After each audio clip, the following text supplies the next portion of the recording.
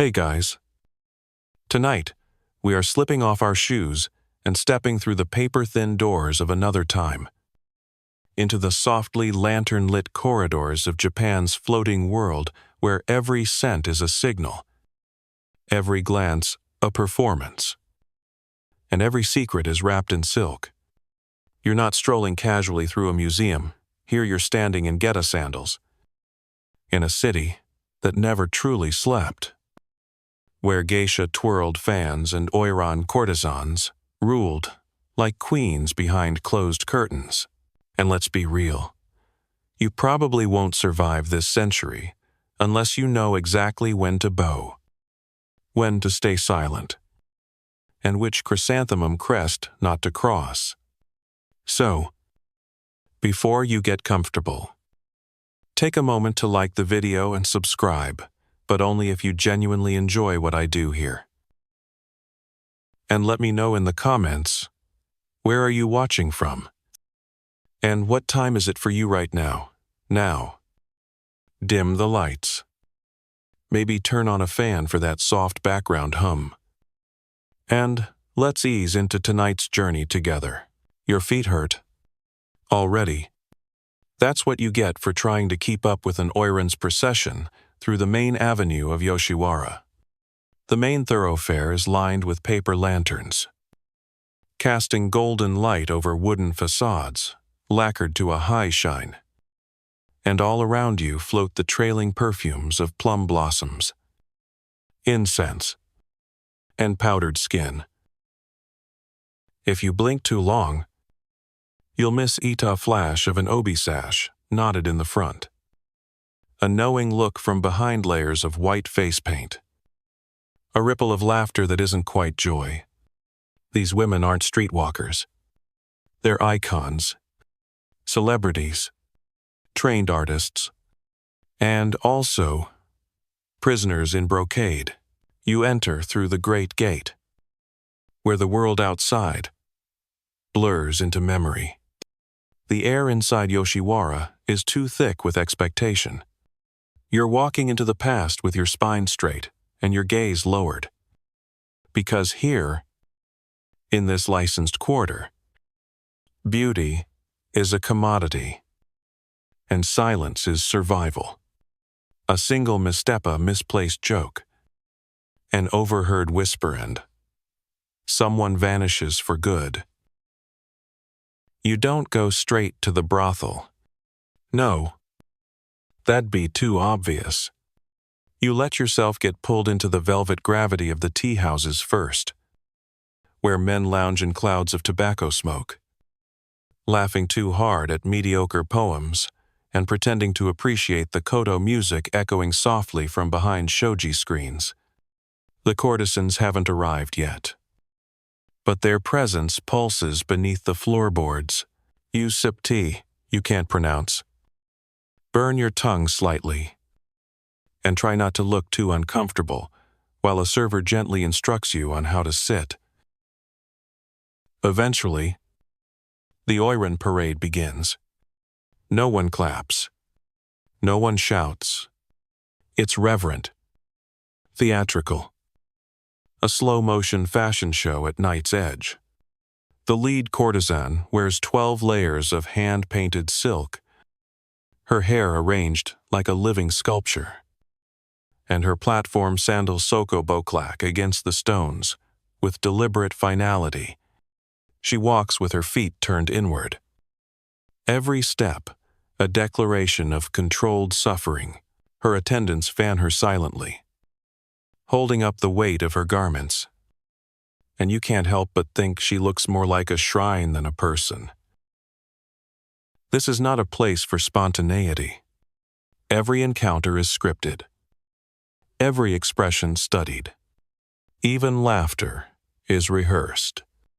The hierarchy among courtesans is brutaloran at the top, kamuro, child attendants, at the bottom, and the climb is lined with bloodless sacrifices, lost family names, sold childhoods, and secrets stitched into hems.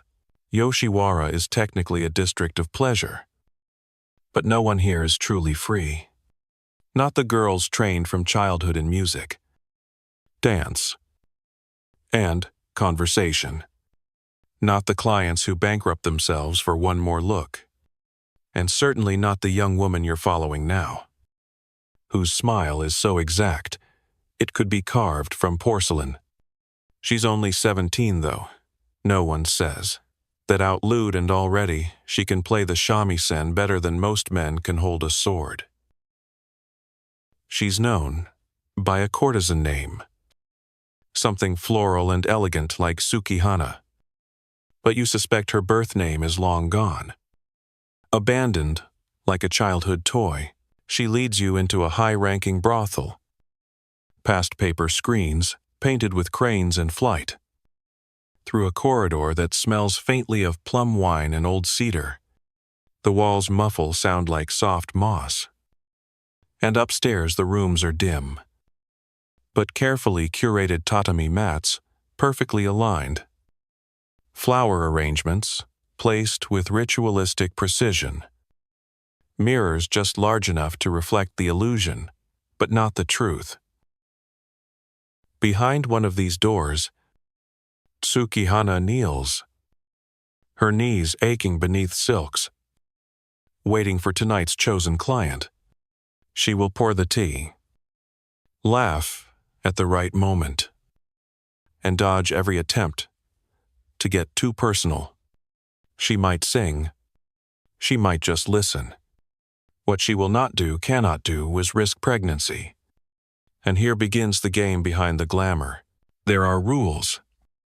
You see, the Yoshiwara bureaucracy is enormous, filled with inspectors, handlers, and ledger keepers who track everything from earnings to etiquette. A courtesan becoming pregnant is not just a personal crisis, it's a financial disaster, a social taboo, and a threat to the brothel's standing. So brothel managers and senior courtesans enforce strict, though unspoken, protocols. You learn quickly that contraceptives existed, but not in any modern sense. They were herbal, improvised, unreliable. Tsukihana keeps a bundle of pennyroyal leaves hidden beneath a floorboard, next to a folded cloth soaked in something acrid. She drinks bitter infusions, passed down by older courtesans' potions that make her sick to her stomach, give her night sweats, and maybe, work. Historians still argue whether these methods were as common as the records suggest, or whether that's a retrospective fantasy stitched into Edo-era legend. But even with these desperate measures, mistakes happen. Some client lie, some bribe, some simply refuse to care. And when a courtesan misses her next bleeding, a chill settles into her bones that not even the thickest futon can warm. The fear is immediate, not just of motherhood, but of punishment, of exile, of being sent to the countryside, which is polite code for never being seen again. There are whispers about what happens to those girls. You hear stories over rice bowls late at night, half-jokes told through forced smiles. Some say they're handed off to temples to serve out their days in silence. Others mention quiet river crossings with coin purses exchanged under moonlight. You don't ask too many questions. Not here. Not if you want to be invited back. Back in the brothel, Tsukihana adjusts her makeup in a mirror. The white foundation smooths her face into an unreadable canvas. The red accents draw the eye to her smile. She paints herself not to be seen, but to be believed. Tonight, she'll laugh gently, lean just slightly forward, and slip powdered persimmon seeds into her tea behind her fan. You don't mention it. You pretend not to notice the way her hand trembles when she picks up the shamisen again. The truth is, survival here means knowing how to charm without feeling, how to dance on aching feet, how to disappear just enough to seem perfect. And it means carrying the weight of 1,000 precautions in your sash, just in case one night becomes unforgettable in the wrong way. Later, as you step back out into the cool night air of Yoshiwara, you glance once more at the brothel behind you. It looks like a theater, a palace, a dream you might not be able to explain in the morning. But you know better now. You felt the tightrope tension beneath the silks, the quiet horror behind the beauty. And you're only just beginning. You follow the worn wooden walkway deeper into the Yoshiwara district, your eyes adjusting to the strange twilight that never quite ends, lanterns glowing softly from hooks, silhouettes slipping behind bamboo curtains, and laughter that echoes more like a warning than a welcome. The makeup, the gowns, the music, they're all there to distract you from the clockwork of control ticking behind every screen. In the brothels, hierarchy is everything. And at the top of that intricate pyramid are the oiran, elevated not just by their platform sandals, but by the very rules that bind them. Your companion tonight, still called Tsukihana, in this dream world of illusions, explains in whispers between formal greetings that the world sees her as lucky, chosen, favored by fate. After all, she has made it to the rank where clients pay for the privilege of a conversation and wait months just for an appointment. But peel back the silk literally and you find iron underneath. Expectations weigh more than jewelry, and one of the heaviest unspoken expectations is that a courtesan must never, ever become inconvenient. And there's nothing more inconvenient than a baby. That's where the rules come in. The silent, brutal ones that don't get written down in handbooks. When you train as a courtesan, even from childhood, you're told two things. First, your body is a tool, not yours. Second, if you misuse it even by accident, you're replaceable. Behind the laughter and elegance is a system obsessed with control, not just over your schedule, or your finances, or your future but over your fertility. You start noticing it everywhere. The way the matron keeps meticulous track of who enters which room, the discreet glances exchanged when someone looks too pale, the quiet headshakes over morning rice bowls when a girl asks for dried ginger again. You're beginning to understand that behind the rouge and laughter is a constant awareness of your cycle, your risk, your body's betrayal, the paints on your face thick white rice powder, red accents, and a hint of charcoal at the hairline errand, just for allure. They're a mask. You're not meant to be a real woman. You're a fantasy. The ideal courtesan doesn't menstruate, doesn't age, and definitely doesn't get pregnant. When she does, it's treated less like a medical condition and more like a scandal. Sometimes, you overhear the younger girls whispering about pregnancy as if it's a ghost, something that sneaks in without warning, turns everything cold, and vanishes someone before dawn. But there are no ghost stories about childbirth here, because that almost never happens. Courtesans who carry their pregnancies to term are anomalies, often erased from memory. Everyone knows what's supposed to happen long before that point. What's expected, what's demanded. Really, the rules about what to do when trouble starts brewing are passed down not in formal lessons but in coded glances, half-spoken warnings, and quiet, late-night shasturs. You see Tsukihana once pressing a tiny parchment square into the hand of a girl just starting out. The girl looks at it like it's a charm. But you recognize it later for what it is: an address. A name. A way out. Not all the rules are reactive. Some are preventative. One of the lesser discussed elements of courtesan life is just how much they learned about their own bodies, not because anyone cared about their health, but because they had to be masters of predicting, preventing, and sometimes faking symptoms. Tsukihana has memorized the phases of her cycle like a monk memorizes scripture. She charts it silently. With dried beans, she moves between drawers. Each bean is a day. Black ones are warnings. Of course, none of it's foolproof. For every ritual and rule, there's an exception. Some clients are violent. Some slip powders of their own into wine. Some come in with expectations that have nothing to do with fantasy and everything to do with power. In those cases, rules mean little. And still, the courtesans play along because the alternative is unthinkable.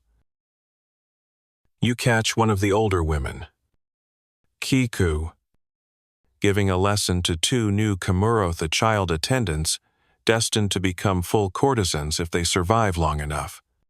She tells them about the professional smile, the one that has to be worn even when you're bleeding inside. Literally.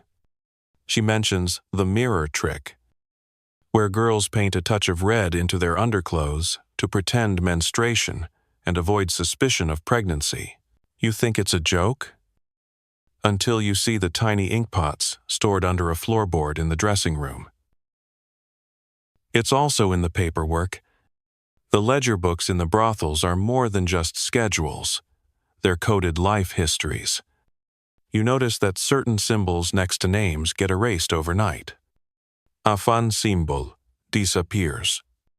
A flower mark is scratched out. The girl associated with that mark? Gone? Her belongings packed in silence. Her name never spoken again.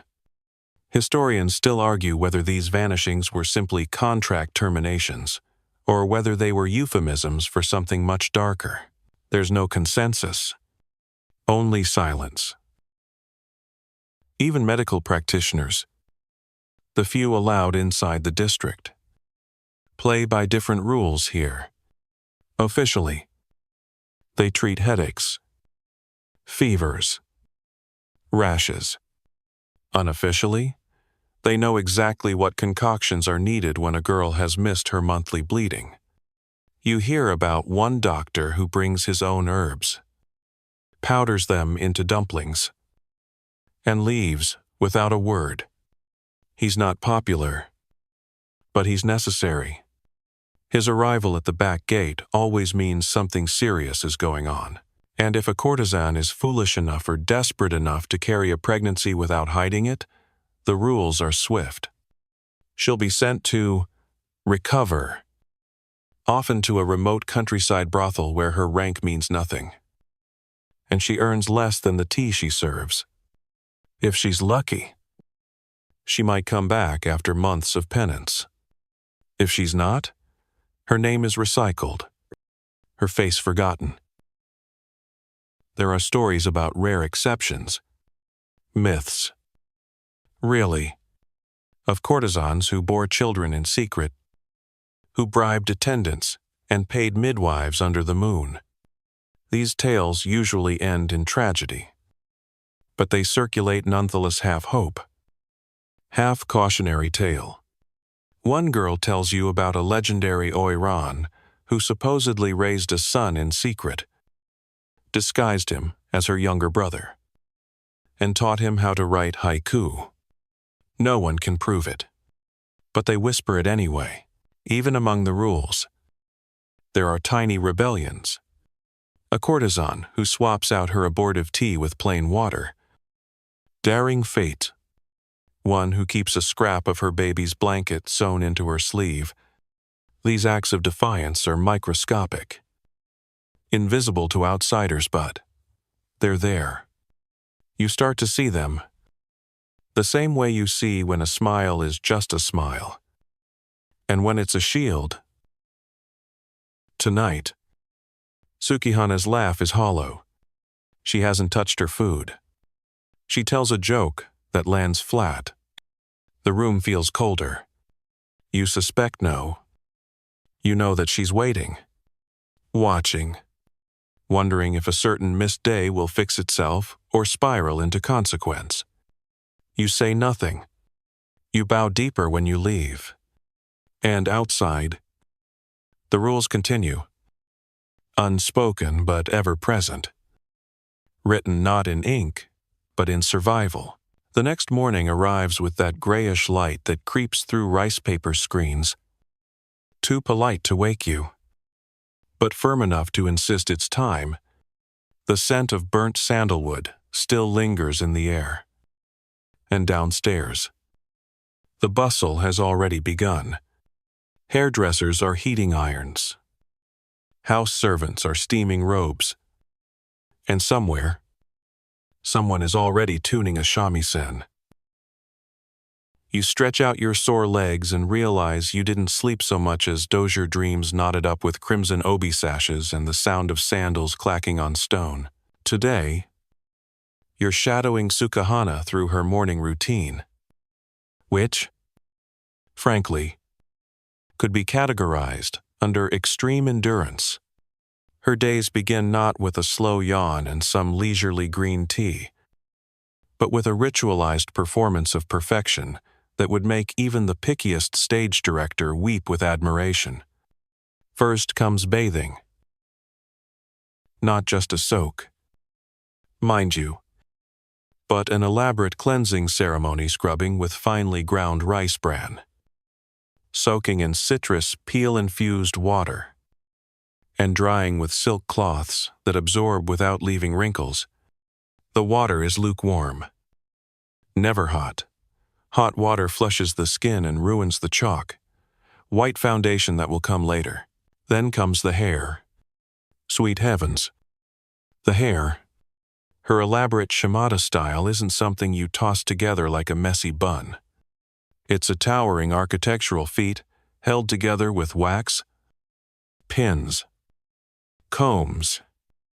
And if the rumors are true, the shattered dreams of at least 3 assistants. It takes hours, literally, and she has to sleep on a tiny wooden neck pillow to preserve it overnight. You think back to every bad hair day you've ever had, and suddenly they don't seem so traumatic. After the hair comes the makeup. The process is both mesmerizing and mildly terrifying. First, a coat of waxy base is applied to seal the skin. Then the rice powder is brushed on in soft clouds until her face looks like a porcelain mask, flawless and faintly unreal. Her eyebrows are shaved and redrawn. Her lips are painted in deliberate crescent shapes, red with a hint of black at the corners. The effect is striking. Not beautiful in a modern sense, but iconic, mythic, and not remotely human. You start to notice how the makeup functions as more than aesthetic. It's armor, emotional insulation. Behind that mask, Sukihana doesn't have to reveal a single real emotion. Every reaction is curated. Her slight smile, practiced.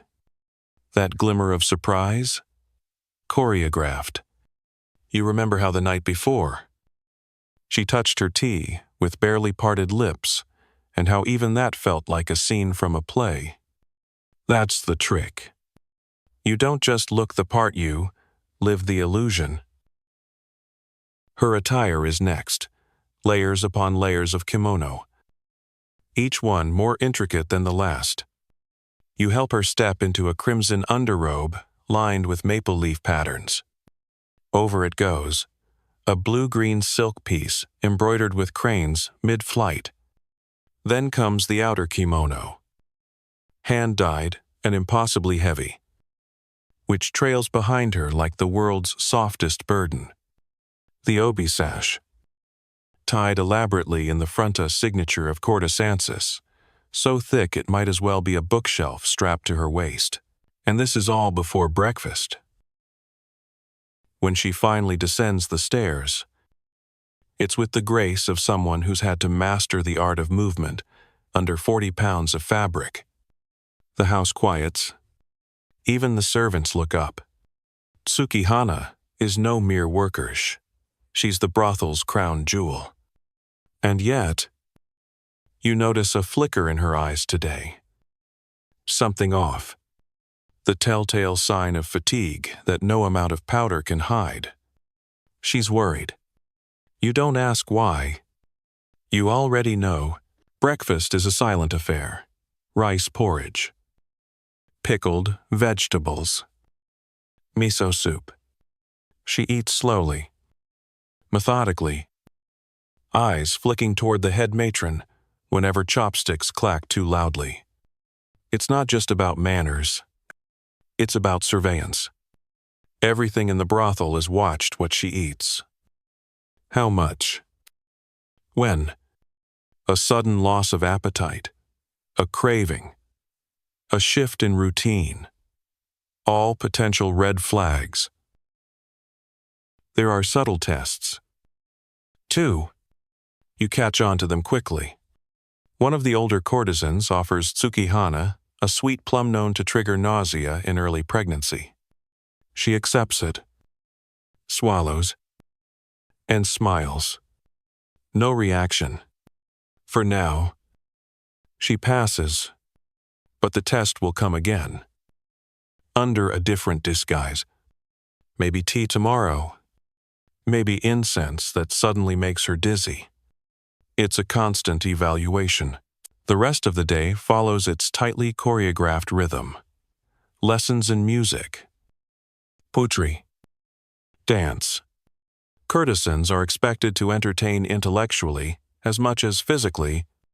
You sit in on a training session where Tsukihana plays a melancholic tune on her shamisen, then responds to a poem with a witty, seasonal haiku. Everything is timed to the minute. Nothing is wasted. Her education, after all, is what justifies her exorbitant fees. Still, there are cracks in the veneer. During a calligraphy session, her brush slips slightly. A single character trails into another. The instructor glances, makes a note. You wonder if that small error so minor you wouldn't have noticed it. Yesterday might land her in hot water tonight. Later, she takes a moment alone in the garden courtyard. You're not supposed to follow her, but you do anyway. Quietly, she kneels beside the koi pond, feeding the fish dried rice husks. The wind stirs her hair ornaments jade. Coral, mother of pearl, turning them into a soft chiming. And then, just for a second, she lets the mask drop. Her hand moves to her belly. Not in confirmation. Not in panic. Just a thoughtful, almost tender touch. Like she's asking her body a question and waiting for the answer. Of course, it could be nothing. Could be gas. Could be fatigue. But in Yoshiwara, even could be is dangerous. You hear footsteps. She hears them too. In an instant, her hand drops. Hair back straightens. And the smile returns. The matron appears around the corner, offering her a folded letter. A client request. You assume. The timing is deliberate. The matron knows something is off. Whether out of concern, suspicion, or bureaucracy. It's clear she's watching. That evening, Tsukihana prepares for another engagement. The perfume she uses is delicate crushed yuzu peel, with a hint of clove. You help adjust the hem of her outer robe and notice something tucked beneath the sash. A folded paper, sealed in red wax. Not meant for you. Definitely not meant for anyone still working here. But it's there. Ready. In case she needs to vanish. You ask yourself again, who does she trust with that paper? A midwife? A sympathetic monk? A client with money and zero shame? Or perhaps a former courtesan who survived long enough to help others walk away? That night, as she walks the main avenue again, in full regalia, tourists stare in awe. Men whisper. Children gawk. She is luminous. A vision. A myth. But you know better now. You see the truth behind the illusion. That her every step is a gamble. That the perfumes hide more than body odor. They hide fear. That even her smile is an act of resistance. Because in a world where pregnancy is the most forbidden of accidents, every courtesan is an acrobat balancing on a blade. And some, like Sukihana, are one missed step from falling. The lanterns dim one by one as the last clients stagger out into the misty alleys, fanning their flushed faces and muttering drunken poems to no one in particular. Sukihana's room is quiet now, its delicate flower arrangements still immaculate, despite the hours of performative intimacy that just unfolded. You help her remove her outer kimono, layer by layer, like peeling the petals from a dying chrysanthemum. She doesn't speak much. Just nods, grimaces slightly as her knees crack, and winces, once so subtly it could be mistaken for a twitch. But you're watching too closely to miss it. You both know why. This morning, her body sent a signal. Not kite confirmation, but not nothing either. A shift in breath, a warmth under the ribs, a moment of dizziness that nearly sent her collapsing into her own makeup tray. And so now, as the others drift into the communal bathhouse to chatter about their clients and soak their aches, Sukihana slips quietly through the back corridor. You follow at a distance, your slippers barely making a sound. She's headed to see someone.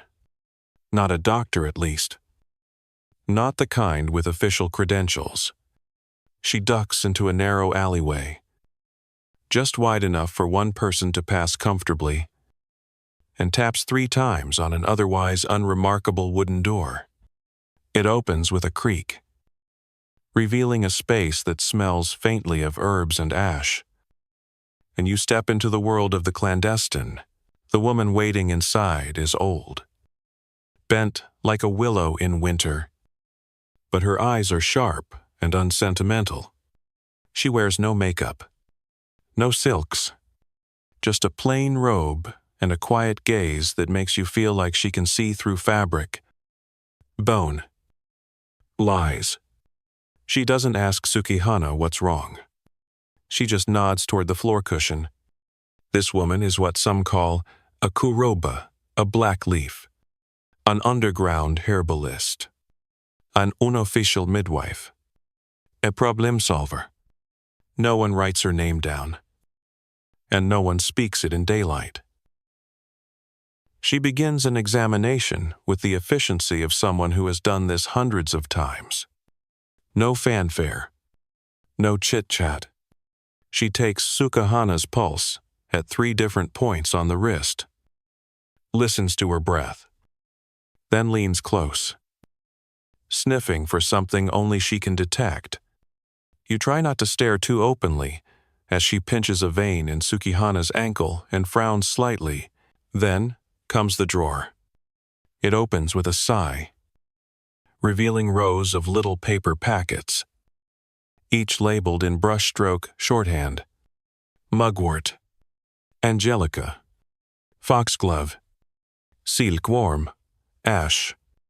Some are meant to stimulate bleeding, others to induce miscarriage. None are guaranteed. And some, as the old woman warns in a voice like cracked parchment, might end 2 lives instead of 1. Tsukihana doesn't flinch. She selects 3 packets, each tied with red string, and tucks them into her sleeve. Payment is left in silence, a jade hairpin, delicately carved, slid across the floor like an offering. The woman nods once. Nothing more is said. Outside, the alley smells like old tofu and rainwater. You help Tsukihana steady herself. Her hands tremble, and you both know it isn't from the cold. These aren't just herbs. They're a gamble, the kind you make when there are no good choices left. Historians still argue whether such kuroba operated as solo agents or were tolerated by the brothels themselves, discreetly paid to keep the system running smoothly. Either way, they existed, quietly, like fungal roots beneath the surface of a rotting log. Back at the brothel, the world continues, without pause. Girls laugh too loudly in the bathhouse. The cook slams the rice pot lid in annoyance. A client in the next room loudly misquotes a Chinese proverb. Life flows on, uninterested in Tsukihana's private apocalypse. She prepares the herbs that night, crushed into a paste, mixed with sake, swallowed without expression. You notice she doesn't gag. This isn't her first time. That's what breaks your heart a little. The calmness, the routine, the way she lies back on the tatami mat like she's waiting for a storm to pass through her body. The next day is a waiting game. The pain might come, or not. Bleeding might begin, or not. In the meantime, she has clients, obligations, performances to give. And so, under layers of painted silk and lacquered smiles, she walks again, entertaining with the same practiced elegance, while her insides twist with uncertainty. Around midday, she nearly collapses. It happens during a tea ceremony. The client is elderly, infatuated with classical poetry, and halfway through a recitation of something long and flowery, when Tsukihana's hands begin to tremble. You catch it just before the teacup slips. She excuses herself with flawless grace, then collapses behind the shoji screen. No one sees. No one suspects. You help her sit, fanning her gently, pretending to adjust her collar in case anyone peeks in. Back in her room, the cramps begin, deep, grinding waves that contort her breathing. She doesn't cry. She doesn't scream. She just curls inward and rides them like a storm at sea. The matron checks in once, eyes darting to the floor. She says nothing, only leaves behind a cloth bundle of dried lotus ruta, symbolic gesture, half medicinal, half apology. Everyone knows, but no one speaks. By nightfall, the bleeding begins. You burn the sheets in the courtyard hearth. It's the only safe option. No stains, no evidence. Tsukihana sleeps, or rather faints, in an upright position, her makeup half washed, her obi unted. You clean her fingers with a warm rag and try not to think too hard about how many times this exact scene has played out behind these walls. This is the unspoken cycle of the Yoshiwara. Allure, danger, intervention, silence. And it isn't over. Tomorrow, she'll need to perform again. Because even though her body has gone through war, there's no sick leave, no break, no mercy. The district moves on. The brothel needs revenue. The clients expect perfection. The makeup will be reapplied, the hair repinned, and the performance will continue. You lie awake that night on the floor beside her, staring at the ceiling, counting the soft creaks in the wood above. Somewhere, a shamisen plays a melancholy tune. You wonder how many others are lying awake right now, waiting for the pain to pass, hoping the herbs did their job, dreading the possibility that they didn't. There is no victory here, only survival. The next morning, Tsukihana, recess. Slowly, carefully, she touches her stomach once, not mournfully, just assessing. Then she looks in the mirror and begins to rebuild the mask. Powder, rouge, combs, a smile. When she opens her door to greet the matron, there's no trace of the storm.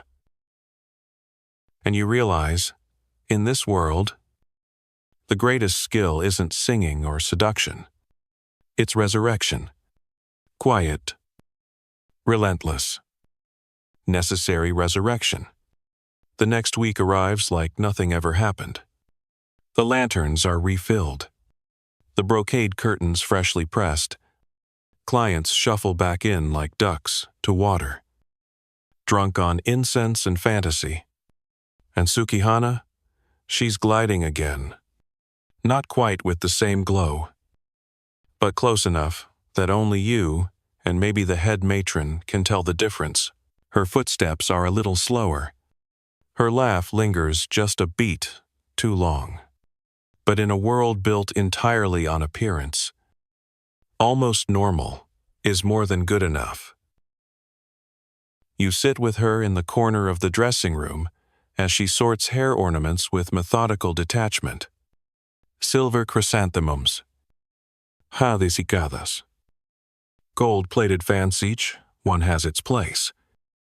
Its meaning. The higher the rank, the more elaborate the kanzashi, it's absurdly beautiful. And also, if you squint, absurdly sad. Because every trinket in that box comes with strings attached, literally and metaphorically. If she makes one wrong move, all the gold in her hair won't save her. That becomes painfully clear a few nights later, when a quiet rumor begins to swirl. At first, it's barely audible. A whisper between housemaids folding linens, a raised eyebrow from the kitchen attendant when Tsukihana skips a meal. Then, it mutates like rumors do. A missed appointment here, a fainting spell there. Suddenly, the house is buzzing. The matron calls her in for tea, which is never just tea. And just like that, you feel the shift. From courtesan to question mark. You'd think, with all the protocol, the official reaction to a suspected pregnancy would be calm, measured, perhaps even clinical. It's not. It's fast, cold, clinical, only in the way surgery is clinical sharp, painful, precise. By the next morning, Tsukihana's name is quietly struck from the appointment ledger. No explanation. No scene. She simply falls ill. She's told to stay in her quarters. No visitors.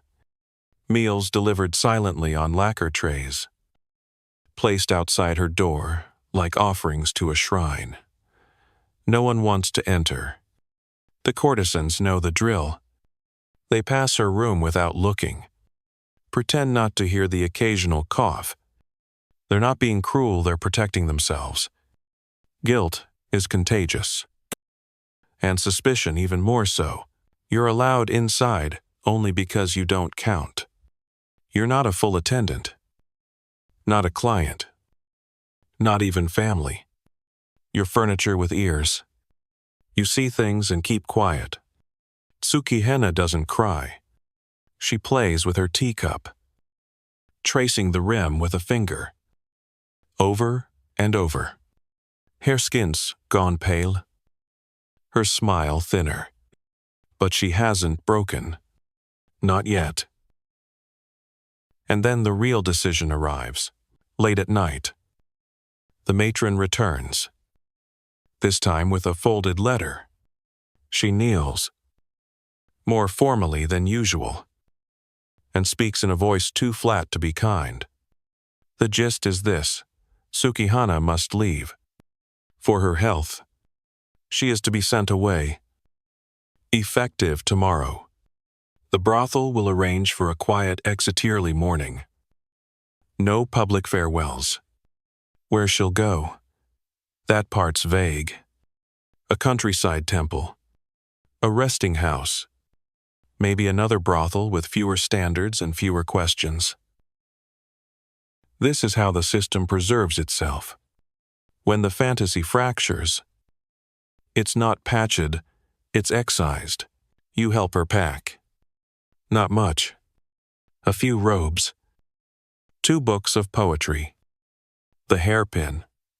She didn't trade for medicine. She leaves behind most of her kanzashi. They belong to the house. Even her name Sukihanai's and hers to take. The matron will reassign it to a younger girl soon. And the clients will act like it was never anyone else. What happens next is stranger still. You rise with her before dawn, moving silently through the halls like thieves. At the back gate, a palanquin waits. No fancy crest, no silk curtains, just wood and linen. Plain and forgettable. The man beside it is equally nondescript this. Robes clean but unremarkable. His face blank. He nods. Says nothing. Helps her climb in. And just like that, she's gone. You stand there a while after, staring at the gate long after it's shut. No one mentions her at breakfast. Her name is erased from the job board. Her room cleaned. Incense burned. A new girl moves in before dusk. Life in Yoshiwara is relentless like that. A conveyor belt of smiles and silks and powdered faces. No pause for grief.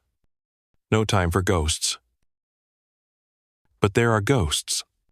Oh, there are.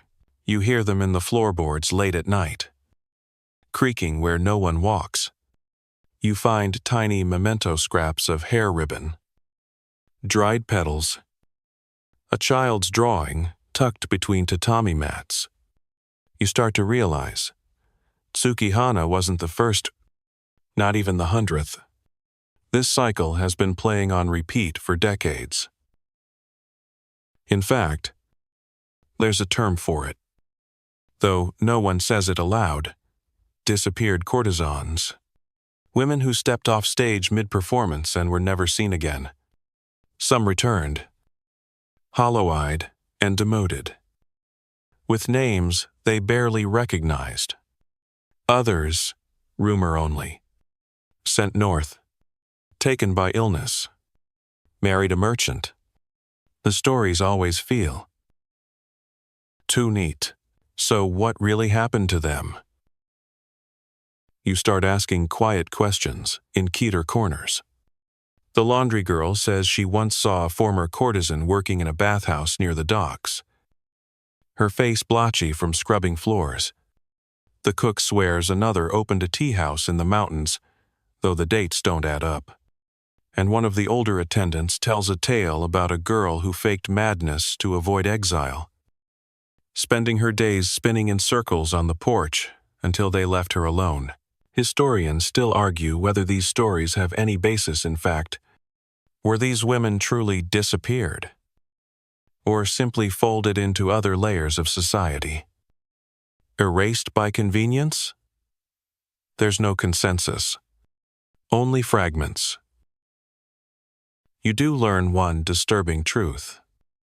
Though, in some cases, especially when pregnancies were far along, courtesans were sent to midwives in isolated houses near rivers. These women, often unlicensed, often desperate themselves, acted as intermediaries. If the child was born alive, it might be passed to a baby farmer, a woman who took infants for a fee, promising care that rarely came. If stillborn, quiet burial. No ceremony. You hear about one such midwife who kept rows of tiny sandals outside her door offerings. She claimed, for the spirits of the unborn. Some say her house is still standing, abandoned now, but echoing with lullabies after dark. The reality is, no one really knows. Not the clients, not the brothel owners, not even the courtesans who stayed behind. What they do know is this: once you're gone, you're gone. No letters, no visits, no trace. You become part of the floating world's folklore, a whisper of perfume, a name forgotten, a life unspoken. Weeks pass. You keep working, keep watching, keep listening. And then, one morning, you find something. Tucked beneath a floorboard in the dressing room where Tsukihana used to kneel us, a folded square of cloth. Inside, carefully wrapped, is a poem. Just 4 lines. Hauntingly simple. Written in her hand. I was the bloom you saw at dusk. Too bright. Too fast. Too near the flame. But even wilted flowers fall to soil that dares remember names. You tuck it back where you found it. Replace the board. Say nothing, because some rules still stand, and some disappearances deserve to be remembered quietly, gently, like the scent of a forgotten hairpin. It's barely a week after Tsukihana's departure when the whispers start again, but this time, it's about someone else. A new girl, only recently promoted from Kamuro to full courtesan in training, has been seen sneaking out after dark. At first, it's treated like a naughty joke, young blood stretching the rules, flirting too much, taking extra bites of sweet bean paste when she thinks no one's looking. But you've been around long enough to know that in the floating world, mischief is often code for desperation. And where there's desperation, pregnancy might not be far behind. Her name is Sayo. 17 at most. Still soft in the cheeks. Still holding her chopsticks like a student instead of a performer. She's clever, though good with poems. Has a giggle that floats up like incense smoke, and somehow manages to sound innocent even when it's rehearsed. You notice right away that she gravitates toward the older courtesans, not for gossip, but for knowledge. She watches, learns. She's the type who's going to survive, or try to. But one night, you follow her, not because you're suspicious, because you're curious. And what you find isn't what you expected. She slips out through a side gate, the one couriers use, and makes her way through the narrow alleyways, past shuttered udon stalls and drunken revelers slumped on stone steps. You trail her quietly, ducking beneath laundry lines and the occasional hanging lantern. Finally, she stops at a small, unmarked house by the river. The windows are shuttered, the door barely hanging on its frame, and yet she knocks 3 times slow. deliberate. It creaks open, revealing a woman dressed in gray robes. No smile, no greeting, just a tilt of the head that says, "I know why you're here." Sayo enters, and you wait, in the shadows. This is your first time meeting one of Ito's phantom midwives. They're not officially sanctioned, not by the government, not by the brothel system, and definitely not by any temple. And yet they exist quietly tolerated because no one else wants to handle the bloodier side of the pleasure industry. These women operate at the intersection of necessity and taboo. They're part healer, part problem solver, part ghost. Later, Sayo tells you the woman's name is Ume. That's probably not true. Most of these women use aliases. Mean plum. Safe. Sweet. Nondescript. Perfect. She lives alone, tends a garden of herbs behind her shack, and knows more about a woman's cycle than any court physician ever bothered to learn. Her tools are simple: bone-handled knives, pots of crushed bark, linen soaked in rice vinegar. Her medicines come in packets, tied with braided string. Her payment is usually in silver, or secrets. When Sayo returns, her eyes are red not from crying, but from the smoke inside the house. Ume burns bundles of dried mugwort as part of her practice. It cleanses the air, wards off spirits, or at least that's the tradition. It also masks other smells: blood, pain, fear. Back in the brothel, Sayo slips into bed without a word. The next morning, she is quiet, slower in her movements, but not broken. You bring her tea and notice she clutches her stomach just once before straightening up again. It's not over, but it's begun. The role of phantom midwives in Edo period Japan is a murky one.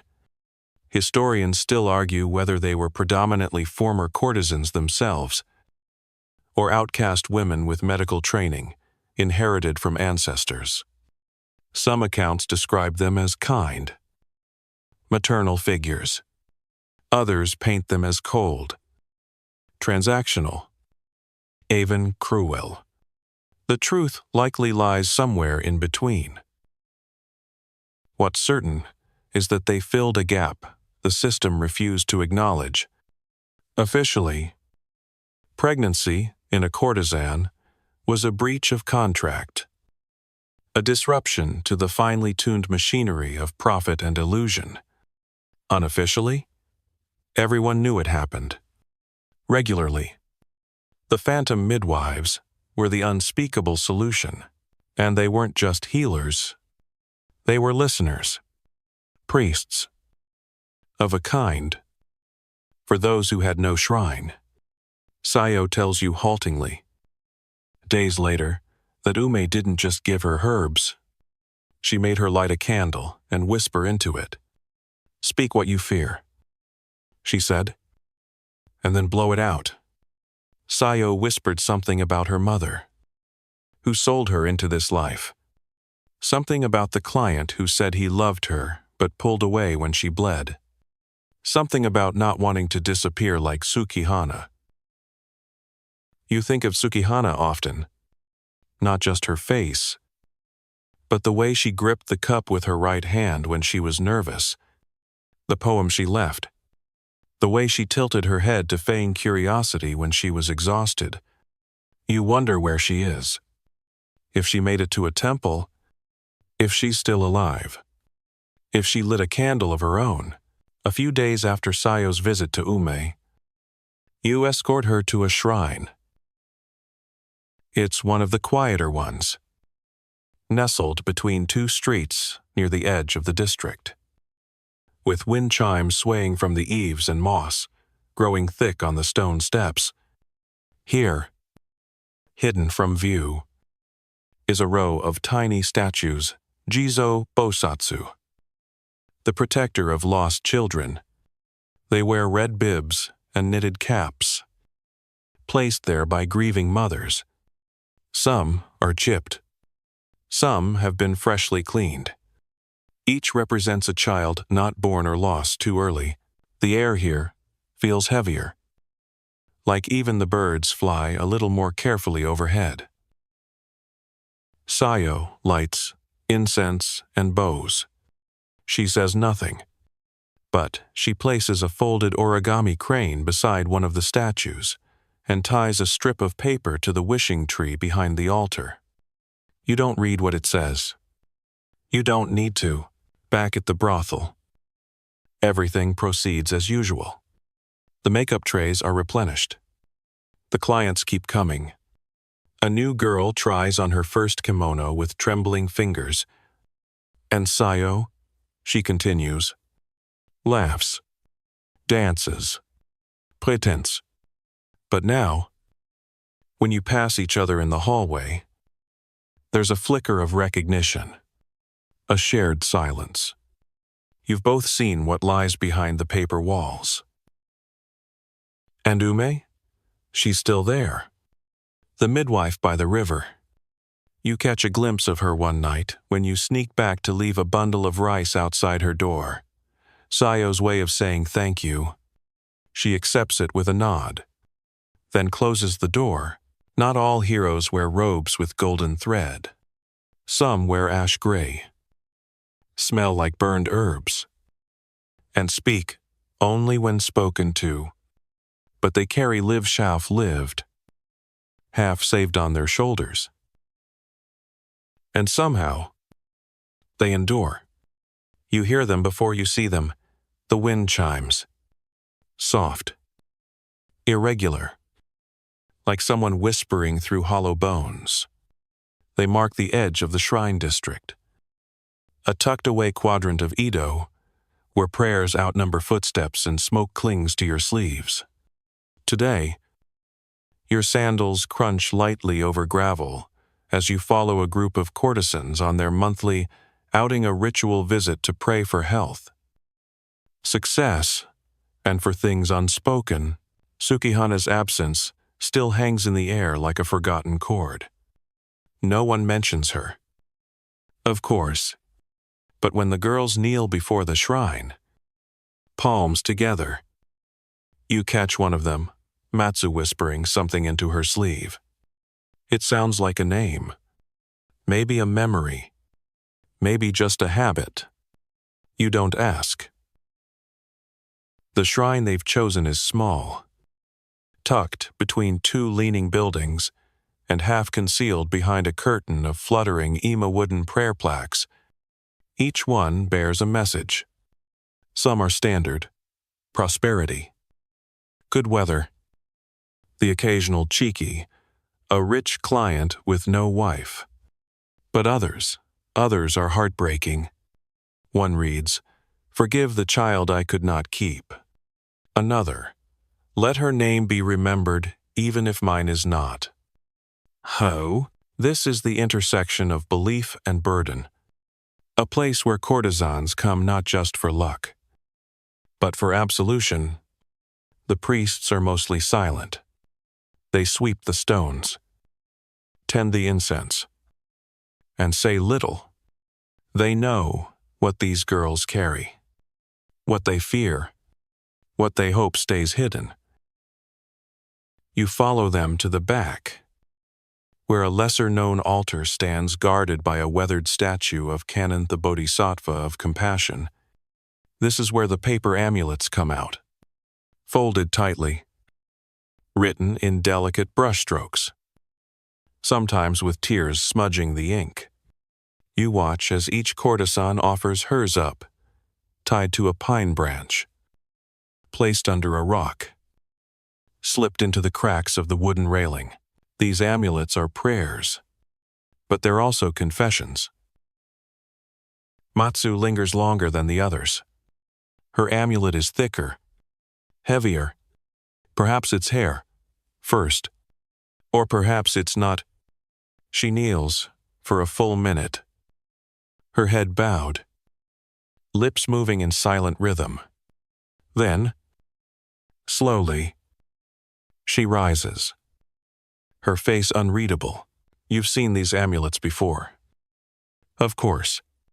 Some carry requests. Let the potion work. Let the blood come soon. Others are apologies. Some don't say anything at all. Just the girl's name. Or a name she wished could have been given. You wonder where they go. If the gods collect them, or if the wind just carries them out to sea. On the way back, Matsu slips a charm into your hand. It's small, shaped like a gourd, made from woven straw. For silence, she says simply, you nod. Understanding. In Yoshiwara, silence is not just gold in its life insurance. The charms these women carry aren't just decorative. They're tactical. You learn that different brothels favor different styles. Some prefer coins tied with red thread. Others give jade tokens shaped like turtles, symbolizing longevity. And among the more superstitious houses, there's even a charm made from dried lizard tails kept in lacquered boxes and never, ever spoken of aloud. But the most common by far are the fertility charms, which is a bit ironic, considering the desperation with which most courtesans try not to conceive. These charms serve a different function. They're bargaining chips, offers to spirits. Take this, and leave me be. Guard me, or at least warn me when danger is near. It's less about fertility and more about fate. Insurance policies made of paper and hope. One of the girls, Akane, tells you about a charm she once used that actually worked her. So she claims it was a small pouch filled with rice husks and chrysanthemum petals, blessed by a monk known for helping troubled women. She tucked it into her obi every night for a week. Her client, an aggressive merchant known for ignoring boundaries, suddenly fell ill and canceled his visits indefinitely. Coincidence? She says with a wink. Or divine pestilence? She laughs. But only with half her mouth. Of course, not everyone believes. There are skeptics, even in Yoshiwara. Girls who scoff at charms, who rely solely on dried herbs, secrecy, and the occasional strategically timed nosebleed. But even they will carry a slip of red cloth, or tuck a tiny bell inside their sleeve, just in case. Historians still argue whether these practices stemmed from Shinto tradition or Buddhist adaptation, or perhaps just the fusion of desperation with imagination. The records are vague. The oral traditions, Richer, and the truth, likely scattered somewhere between incense, smoke, and memory. You become familiar with the different shrine types. Some are grand and noisy, visited by tourists and samurai. Others are hidden, accessible only through back alleys or beneath stone bridges. One, known only as the Listening Shrine, has a hollowed-out tree where women whisper their fears, believing the tree stores them until they're safe to release. You watch as a girl does just that, leans close, lips pressed to bark, eyes wide.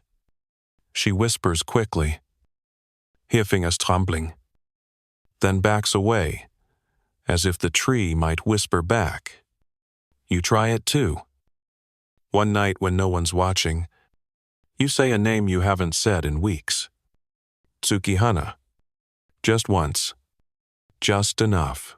On your way home that evening, you pass a street vendor selling charms shaped like frog symbols of safe return.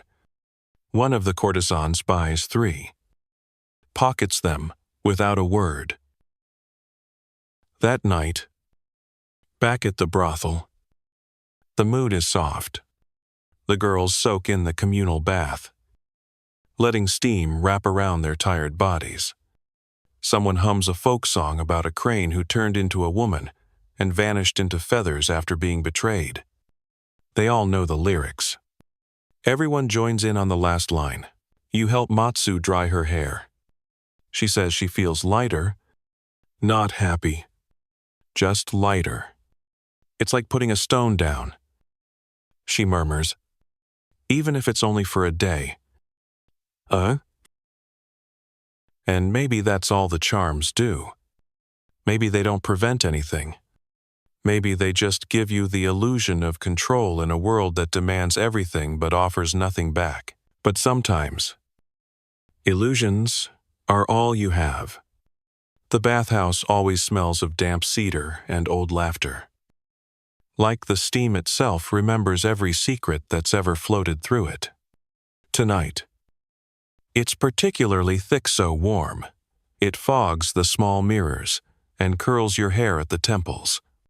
You step inside behind a few of the younger courtesans and slip out of your robe, placing it neatly on a wooden shelf already packed with bundles of folded yukata, perfumes, combs, and gossip. This is where walls drop figuratively. The bathhouse isn't a stage. No clients, no makeup, no posture, just aching joints, loose buns, and skin flushed from days of friction and paint. The women here stretch like cats, groaning, scrubbing, sighing, and if someone is unusually quiet, it doesn't go unnoticed.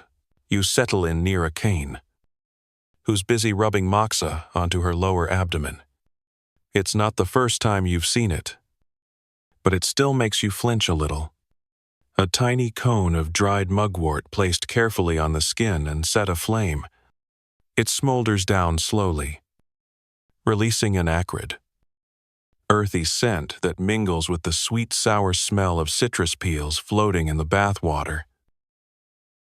Moxa therapy moxibustionis, supposed to realign your chi, ease menstrual pain, and, according to the older women, chase away shame from the blood. But that's not why Akane is using it tonight. She's late. 3 days. Maybe 4.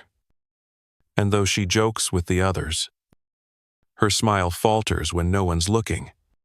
The cone leaves a small red burn on her belly, which she dusts with a bit of rice flour, as if to erase it. Old trick? She murmurs to no one in particular. Sometimes it works.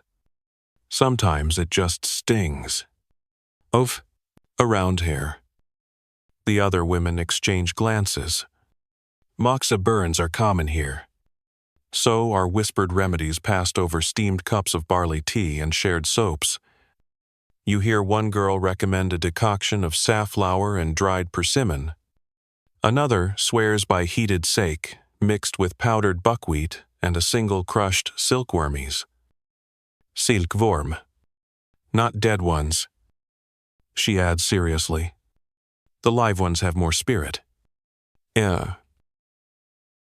If your stomach turned just now, you're not alone. But desperation makes an apothecary out of everyone. These aren't just silly folk remedies. These are strategies, honed over centuries, born from the need to control something in a world where your body rarely belongs to you. One girl, shy and wide-eyed, asks if it's true that drinking a certain kind of ink will clean out the womb. The older women laugh, but not in the way you'd expect. It's a nervous laugh, a laugh that says, we've heard worse, and we've maybe tried worse too. They tell stories, About a girl who once used camellia oil as a lubricant of denial, believing it could block unwanted outcomes. About another who carried a pebble in her mouth during sessions, believing it would distract the body. These aren't jokes. They're history, oral traditions of prevention, born out of trial, error, and whispered superstition. One of the matron's assistants mentions a woman she once knew who soaked cloves in vinegar and inserted them overnight. The acid, she said, cleaned things out. Whether that meant contraception or miscarriage was left unclear. Most of these methods blur the line anyway. Historians still argue whether these herbal and improvised remedies had any real effectiveness. Some, like pennyroyal and mugwort, are known abortifacients, at least in concentrated doses. Others, like lotus seeds or sandalwood paste, were more symbolic placebos wrapped in ritual.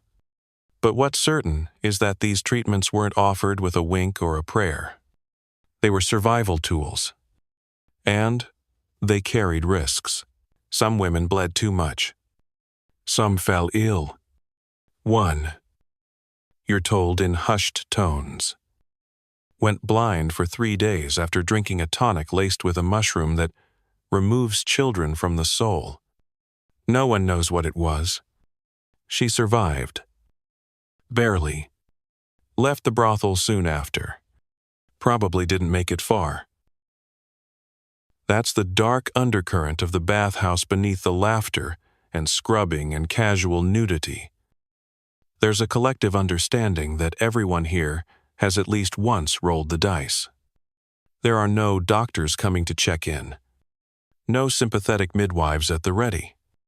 If you're lucky, an older courtesan might take you aside and guide your hand. If not, you rely on what you've heard, what you've seen, what someone swore worked once. 2 years ago, with a different girl in a different house, you lean against the wooden wall, letting the steam settle in your lungs, and listen as Akane explains how she sometimes fakes symptoms: fever, back pain, dizziness, just to buy herself a few days off. It doesn't always work. The matron has heard every excuse. But sometimes, with enough theatrics, you get 3 days, maybe 4. Time to wait, to drink the bitter tea, to pray, to sweat it out. Another girl, Hana, quietly reveals she's been chewing on raw ginger for days. It's supposed to warm the womb, make the blood flow. She grimaces. All it's done is make me sweat like a sumo in a festival robe. Laughter bubbles up. And for a moment the tension lifts. They start swapping ridiculous concoctions: rotten plum with barley vinegar, rice gruel mixed with powdered wasps, crushed cicada shells stirred into green tea. You don't know whether to laugh or gag. Probably both. One girl swears she saw someone try to make a womb purge by sitting on a bucket of steaming miso soup. Too much heat, they said. Burned her legs. Didn't do a thing for her cycle. That earns a round of horrified giggles and a new collective rule: no soup. Even metaphorically, the steam thickens. A breeze sneaks in through a window and cools the room just enough to raise goosebumps on your arms. Someone asks the quiet question, what happens if none of it works? The laughter stops. No one answers right away. Then finally, Akane shrugs. Then you go to Everyone nods. No one elaborates. Because if it gets to that point, you're not just dealing with discomfort, you're choosing between risks. None of them gentle. The night ends in silence. The girls dry their hair, wrap their bodies in loose cotton robes, and shuffle back to their rooms, their feet soft on the tatami like ghosts. You follow Akane, carrying her combs, and help her back into bed. She lies down slowly, her hand on her belly. "I think it'll come tomorrow," she murmurs. "Or not." You nod. "You'll be all right." She doesn't answer. You close her door and sit in the hallway for a long time, watching the lantern light flicker against the wooden walls, trying not to think about how many of these women are hoping for a sign. A cramp. A drop of blood on white cloth that says, "You're still safe. For now." And the strangest part, most of them will wake up tomorrow and go right back to work. They'll smile, paint their faces, tell stories, pour tea, laugh, all while their bodies spin roulette wheels beneath their silks, because in the floating world, your body isn't just yours. It's a contract, and contracts don't allow for accidents. You're woken before dawn by the rustle of robes and the low hiss of urgent voices in the courtyard. Someone's moving fast, too fast for morning. You creep to the hallway window and squint through the paper slats. And there she is, a courtesan you barely know. Name, like a plum, Blossom. Shizuna clutching her stomach with one hand and a bundled shawl with the other. Her face is pale, lips tight, hair half undone. One, kanzashi sticking out at an odd angle, like a punctuation mark. Behind her, two attendants speak in clipped whispers. One carries a bag. The other keeps glancing at the brothel's inner gate. The message is loud and clear. Get her out before anyone asks questions. You've seen this scene before, once with Tsukihana. Once nearly with Seo. But this time it's different. This time, it's too late for herbs. Too late for teas. Too late even for Ume's grim remedies.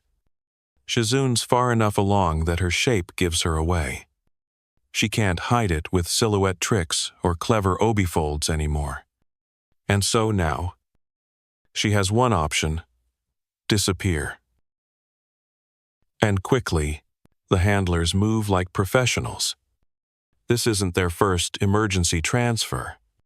Shizune barely gets a word in before she's helped into a palanquin crests. No colors. Just bare wood and drawn curtain sand, whisked out the side gate before the sun fully rises. You're left staring at a half-cooled teacup on the Engawa, the steam twisting up into the gray light like a question with no answer. The matron is calm that morning. Too calm. She makes no mention of Shizune. Her name disappears from the schedule by noon. Another girl is moved into her room by evening. There's no announcement. No mourning. Just absence. It's not a punishment exactly. It's policy. If a courtesan is found to be with child, the brothel can't risk scandal. The client might be important or worse. Married. The girl can't stay. Not without threatening the delicate illusion of control. And so she's given two options, both delivered with the same paper-thin smile: seek care or go home. But you know by now that home rarely means family. It means exile. This is the moment when the rules turn sharp. The quiet understanding between courtesans and brothels becomes a knife-edge negotiation. If you're early enough, discreet enough, you can handle it yourself. If your note of the signs are visible, undeniable, then your fate depends on who you've pleased, who you've annoyed, and how much the brothel stands to lose. Sometimes, the exile is temporary. A retreat to a countryside rest house where pregnancies are managed in isolation. These places exist in a gray area technically. They don't exist at all. No government records. No addresses. Just whispered directions. And the occasional palanquin in the mist. Other times, the exile is permanent. A quiet burial of identity. Name. Rank. You hear rumors of courtesans sent to remote brothels outside the city, where clients are fewer, and pay is measured in rice. Not coin. There. They work until they're used up. Forgotten. Or lucky enough to fade into some other identity. You talk to a former attendant, now retired, who once escorted a pregnant courtesan to such a place. She remembers the journey vividly, the girl sobbing softly behind the curtain, clutching a bundle of baby clothes she had sewn in secret. The rest house was a crumbling estate near a marsh. No signs. No priests. Just women in gray robes and the constant hum of cicadas. The girl never came back. The attendant never asked again. Historians still debate the structure of these exile systems. Some claim the brothels had formal agreements with countryside houses to absorb damaged workers. Others suggest it was far more informal, built on favors, old debts, and quiet bribes. Either way, the outcome was the same: vanish quietly, or be vanished by force. And then there's the third path, the one no one talks about, but everyone knows. Abandonment. You hear about the riverbanks. How? On certain misty mornings, bundles are found beneath the willows, too small to be laundry, wrapped too carefully to be trash. It's not spoken of directly. No one dares accuse. But once, you pass an old washerwoman at the canal who glances at a passing courtesan and mutters under her breath, "I've pulled cleaner things from the river." The girl doesn't flinch. You hear about the arrangers, women who operate at the fringe of the floating world, not courtesans, not brothel staff, but facilitators of last resort. They make connections. They handle deliveries. You meet one briefly, a sharp-eyed woman with a voice like gravel and a pouch full of coin, who picks up bundles without asking names. She offers no comfort, just efficiency. And then there are the baby farmers. It's a term that sounds too innocent, too green, for what it means. These were women usually poor, usually aging, who took in unwanted infants for a fee, promising to find them homes or raise them quietly. Some did. Some tried. But many didn't. It was a numbers game. Too many mouths. Not enough coin. You hear about one house near the outskirts where babies were fed, watered down, rice, gruel, laid out in bamboo, cradles stacked 3 high. The smell still lingers. They say, even years later, once, during an errand run for the brothel, you pass such a place.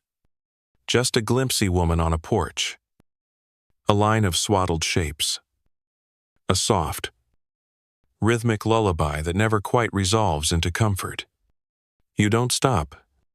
You don't look too long. You know better. There's no villain in this story.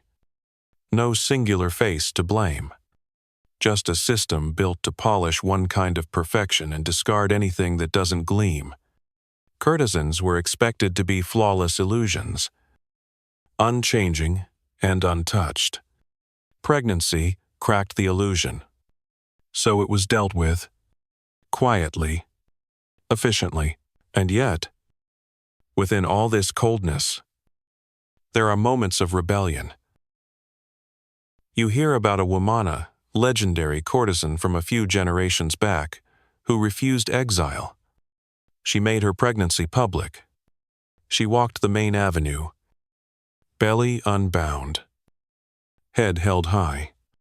They say she was expelled, publicly shamed, stripped of her name, but also that her child survived, raised in a monastery, became a poet.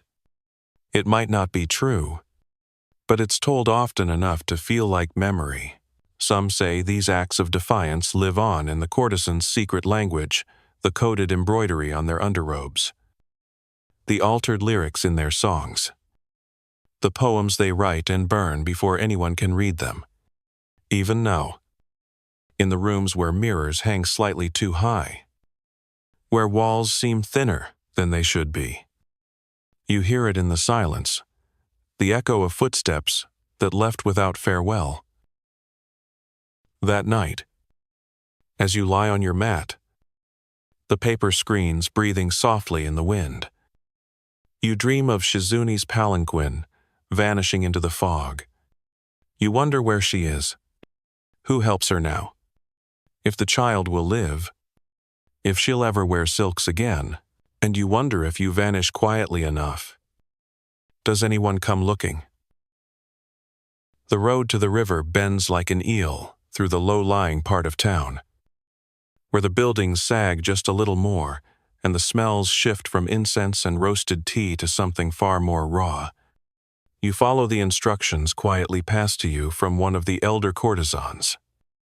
A murmured warning wrapped in the words, "If you ever need to make something, go away." It doesn't lead to a temple. It doesn't lead to a doctor. It leads here to a narrow alley lined with laundry and shadows, ending at a squat wooden building right against the river's edge.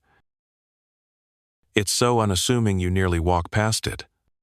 No signage, no bell, just a bundle of reeds hanging from the doorframe, bound with black thread. You knock once, twice. A pause. The door creaks open just enough to reveal eyes sharp, old, and not impressed by anyone's problems.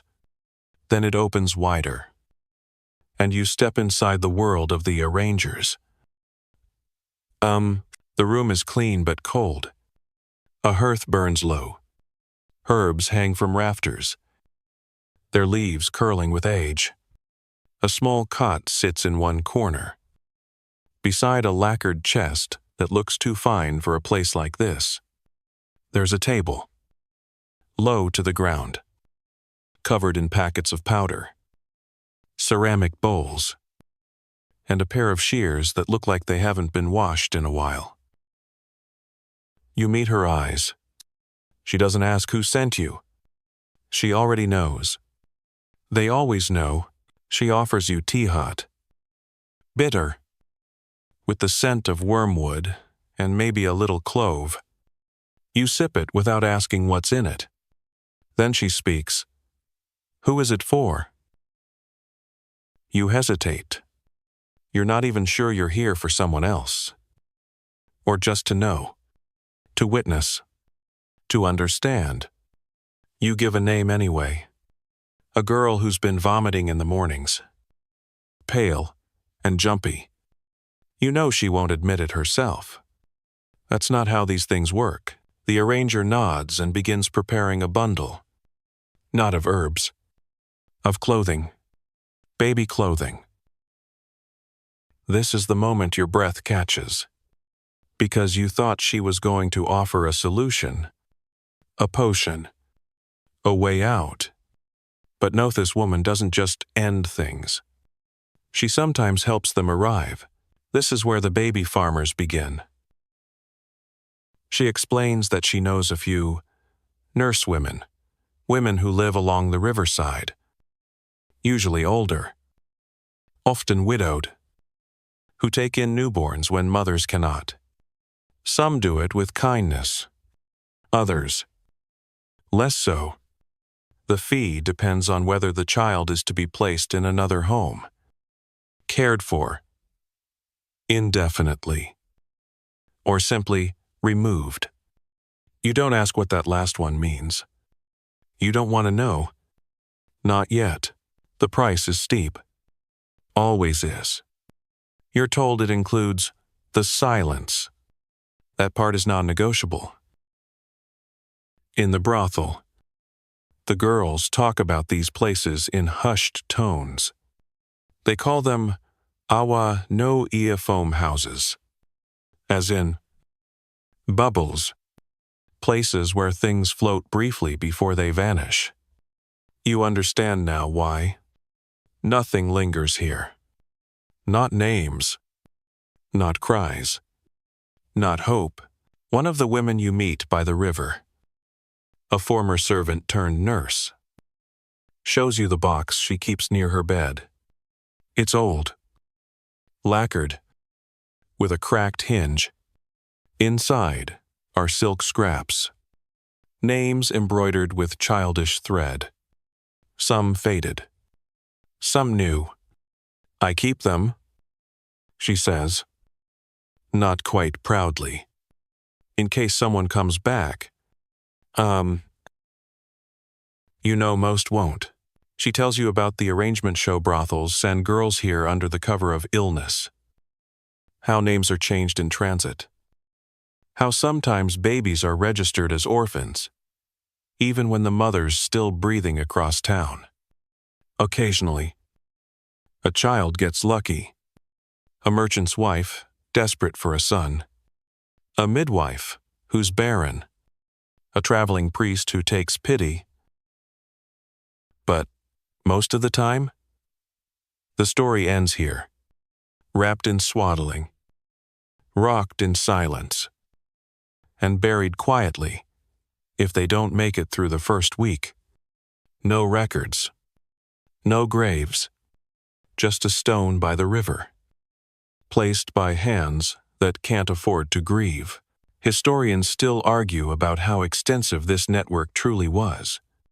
Some believe these baby farmers were rare, fringe figures operating outside the brothel system. Others argue they were integral to its tools of control, kept at arm's length, but always within reach. There are court documents hinting at arrests, whispered scandals, but mostly, there's silence, which says more than ink ever could.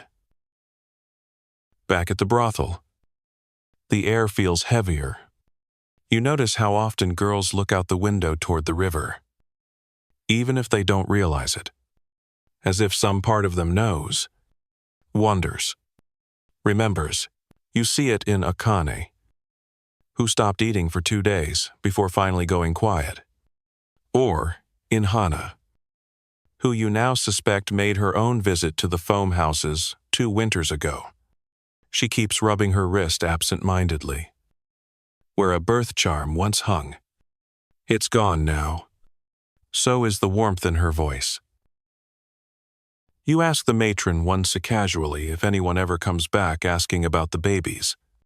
She doesn't answer, just lifts her eyes from her ledger long enough to say, "Why would they?" One night, you return to the riverbank alone. The wind is low, the water dark and glassy. You walk the curve of the bend where the farmers live, now mostly shuttered, and stop at a willow tree with faded cloths tied to the branches. Each one holds a small knot, a name, maybe, a wish, maybe both. You tie one too. You don't say why.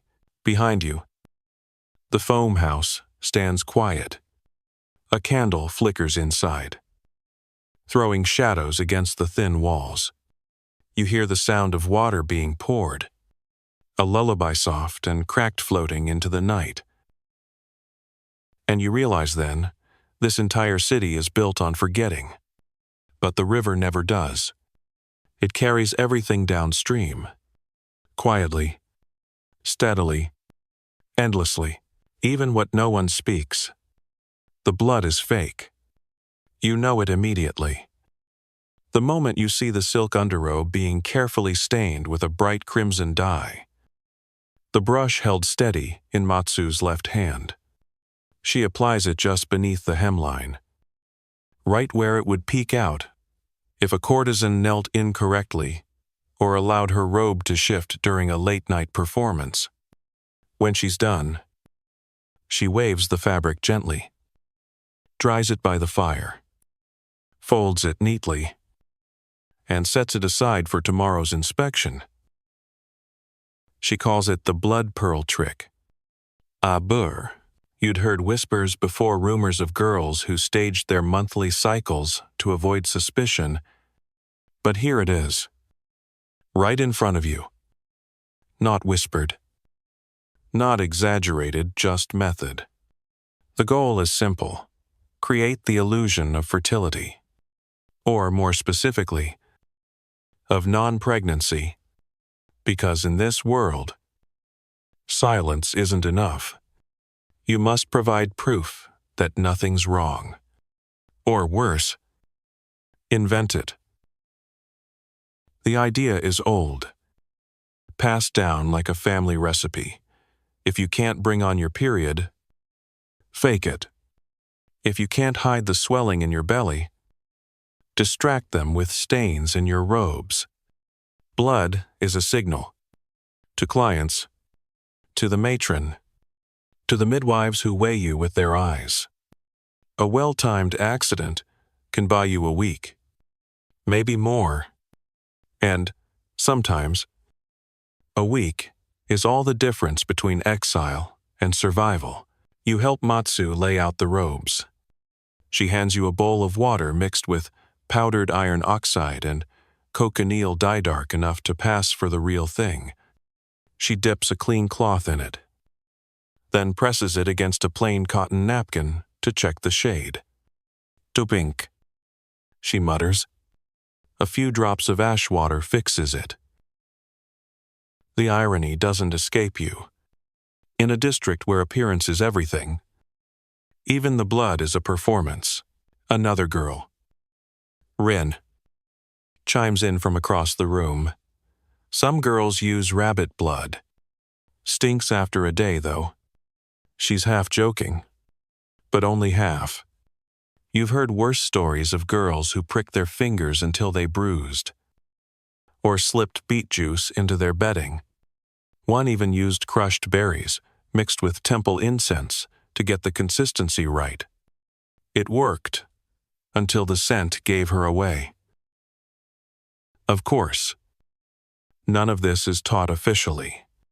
The brothel doesn't hand out pamphlets. It's all word of mouth. Tricks you learn from someone who once needed them more than you do. Like how to store the mixture in a hollowed comb, or which angle to hang your robes so the stains look natural. You don't want it too perfect. Matsu warns. No one bleeds like embroidery. Historians still debate how widespread this practice truly was. Did most courtesans resort to faking menstruation? Or was it limited to the few who walked the tightrope of risk every month? Written records are sparse because, well, who writes down faked blood in a client ledger? But oral histories and brothel folklore suggest it was more common than not, especially in high-stakes houses, where one missed cycle could mean losing your name. The blood pearl trick has variants. One involves soaking silk threads in animal blood and sewing them into the lining of undergarments. Another uses a small pouch barely bigger than a fingernail, stuffed with pig's blood and tied to the inside of a girl's thighs. The warmth of her body would melt it just enough during the day. You hear a girl once wore hers during a tea ceremony and nearly fainted from the smell. The client thought she was mysterious. Pied? Double. Then there are the accessories. Girls sometimes carried small cloths in their sleeves knot for modesty. but for plausible accidents. A carefully dropped napkin, stained, just enough, could ward off a suspicious client or buy sympathy from an older attendant. One girl, Akiko, kept hers folded into a paper crane. She said it made it feel less dirty, more like origami and less like strategy. You start noticing how common the rituals are. The faint scent of iron in wash buckets, the quiet exchange of cloth bundles in hallways. Even the bathhouse isn't exempt, where certain girls always wash their undergarments by hand, away from the others, scrubbing extra hard, as if convincing not just others, but themselves. Not all courtesans approve. One elder, Aya, scoffs at the whole practice. It's dishonest, she says flatly. A courtesan should know her body better than a matron ever could. Don't fake manage. She still recommends bitter melon juice and moxa. Still hands out old scrolls with cycle charts and moon phases.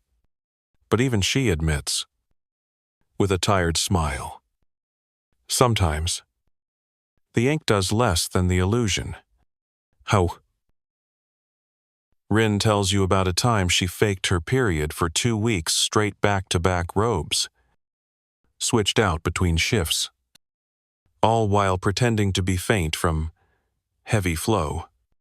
The matron, unconvinced, had a temple maid perform a cleansing ritual on her. Rin played along, cried a little, passed the test. 3 days later, the herbs did their job, and the bleeding finally came for real. Close one, she says with a shrug. Almost had to start a new life as a fishmonger. Oh, that night, you help Matsu prepare her sleeves. She's due for inspection tomorrow, not by a doctor, but by the brothel's appointed wellness woman, an ex-courtesan with a gaze like cold water. She checks weight, tone, skin color, sometimes asks you to kneel in strange positions to check posture. What she's really checking is shape, swelling, that unmistakable curve that silk can't hide forever. Matsu rehearses how she'll sit, how she'll adjust her obi just so, how she'll smile, like she always does, and tilt her head to the left, the angle that makes her look thinner. Then she turns to you and says quietly, if she asks, tell her I've been bleeding heavily. Since Tuesday. You nod. Since Tuesday. You repeat, in a place like this. History isn't written with ink. It's smudged into cloth, pressed into habit, memorized in lies. The next morning, the inspection comes and goes. Matsu passes. The wellness woman leaves with her notebook. New questions.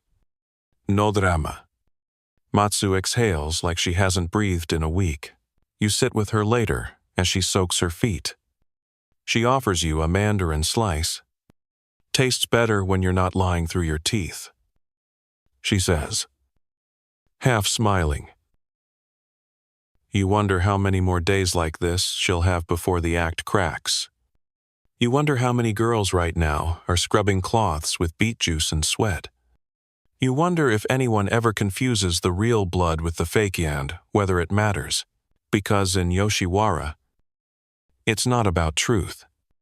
It's about timing and presentation and making sure the stains fall exactly where they're supposed, never too bright, never too messy, and always in character. The maidservants are the real gods here. You realize that one morning when you pass by the linen hall and overhear 2 of them gossiping not in the lazy, idle tone of bored workers, but with the sharpness of surgeons comparing notes. One of them, Haru, is folding bed sheets so crisply you could slice tofu with the edges. And as she works, she mutters, "Girl 3 doors down's been soaking her sheets again. Thinks she's clever. The other maid, Michiko, doesn't even look up. Says she spilled tea." She replies flatly, "But I've been changing her basin water." She's off. You slow your steps.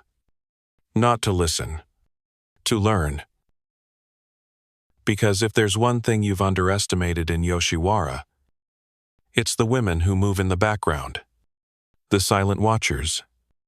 The ones who know when you're late to the bath, when your appetite fades, when your bedding needs changing too often or not enough, and the moment they know, so does everyone else. Maidservants are assigned to every courtesan. At first, it seems like a luxury.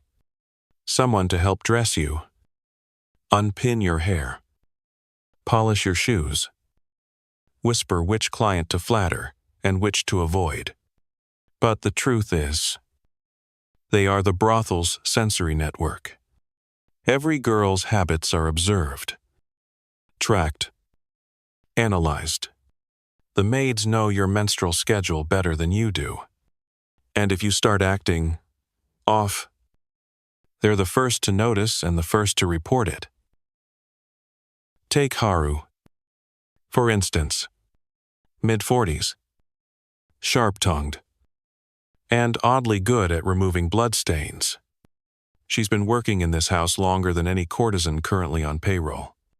She's seen names come and go, saying performances, pregnancies, poisonings, and once, allegedly, a girl who faked a suicide to escape a jealous client. Haru helped cover it up, changed the bedding, burned the letters, packed the girl's shoes in a basket, and left them outside the city gate. She's not cruel. She's precise. And, in this world, precision can be mistaken for coldness. One day, you find yourself alone with her as she scrubs the communal wash basin. The steam is rising in ribbons. Her hands move automatically, wringing out a towel with practiced violence. "You know what to look for?" she asks suddenly. You blink. "When a girl's in trouble." "Oh." You shake your head. She doesn't stop scrubbing. She touches her side too much. She continues. Or sleeps sitting up. Or smells different. Even clean girls. There's a smell. After. Like old metal and sweet milk. Oh. You're not sure whether she's exaggerating or simply stating fact. But you believe her. Some courtesans try to bribe the maids. A ribbon here. A pair of shoes. Access to better cosmetics. But the smart ones, they don't bribe. They befriend. They confide. They plant decoys. One girl, Emmy, regularly tells her maid she's skipping meals because of vanity, not nausea. Another? She plants fresh herbs near her bedding so the smell masks any shifts. You help one clever courtesan sprinkle white rice powder on her pillow every morning to suggest heavy sweating, an old trick to mimic the fevered flush that might explain away exhaustion. It's a game, and the maids play it better than anyone. Because while the matron enforces the rules, it's the maidservants who detect the breach. And they don't need evidence. They just need a hunch. Michiko, the cuter one, once told you she dreams about laundry, sheets that bleed on their own, wash water that runs red no matter how clean the cloth. She wakes up sweating, unsure if she's dreaming or remembering. That's how deeply the job seeps into them. They're not just cleaning up messes. They're bearing witness. Historians rarely write about maidservants. They appear as background characters. Domestic props in the theatrical production of brothel life. But you now know better. These women are the gatekeepers. They're the ones who decide what gets reported and what gets quietly folded into the laundry and erased. Some are kind. One old maid named Toki brings herbal candies to the girls she suspects are struggling.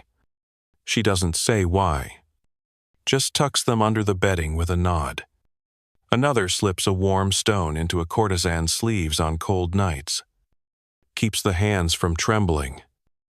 She says, "And when you're lying, your hands always tremble." But some aren't kind. You meet a maid who once exposed a girl for missing her period. Not because she cared, but because the girl insulted her in front of a client. The revenge was swift. The report was subtle. By morning, the girl was gone. Her things folded neatly and placed in a basket beside the temple gate. The maid received a bonus. No one spoke of it again. You start to realize how deep this surveillance goes. It's not just about observation. It's about power. A maid who knows your secrets owns you. She can protect or destroy, preserve or expose. And no matter how high your rank, you will always need someone to tie your obi. Some of the younger girls treat their maids like sisters. Some like enemies. Most just pretend not to notice. You hear whispers of courtesans who try to escape their maidservants' watch by faking sleep, pretending to bathe when they don't, slipping notes through cracks in the shoji screen. But it rarely works. The maids always know. One afternoon, you find Haru in the linen room, staring at a folded underrobe. She doesn't touch it, just stares. You ask what's wrong. She replies, "Too clean." No one's that clean unless they're hiding something. Oh, you don't ask whose robe it is. You don't need to. That night, you lie awake, thinking of how many secrets rest in the laundry, how many stains are scrubbed away before the sun rises, how many whispers ride steam from bathwater and end up as consequences, and in the quiet. You remember something Toki said once, while folding towels. We're not just servants. We're memory. We carry what they cannot afford to remember.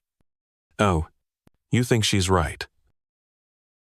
Because the courtesans might be the flowers of the floating world, but the maidservants are the soil. Silent, steady, unseen, and they always know what's been buried. The air in the dressing room is thick with smoke and talc. The scent of camellia oil, mingling with crushed sandalwood, stale breath, and just a hint of sweat. You sit on your knees beside a lacquered trunk filled with silk underrobes and try not to stare at the corset-like contraption being laced around Emmy's midsection. "Tighter," she murmurs, raising her arms so the attending girl can pull harder. "If I faint during the poetry recital, just fan me." No. It's not a joke. What you're witnessing tonight is something you hadn't considered before. The tactical art of silhouette control. And while you've seen corsets in paintings of European women, in Yoshiwara, the philosophy is more subtle, more silent and, arguably, more punishing. These bindings don't create hourglass curves. They erase bellies. You'd never noticed it before because you weren't supposed to. The visual performance of a courtesan is all illusion. The layering of kimono, the angle of the obi sash, the flow of sleeves that conceal any stiff movements. But once you've seen it once, you've helped one girl cinch her body until she wheezes. Watched her paint her face while trying not to vomit. You never forget it. Emmy's been late. Not just to her shifts, but to her cycle. She's terrified.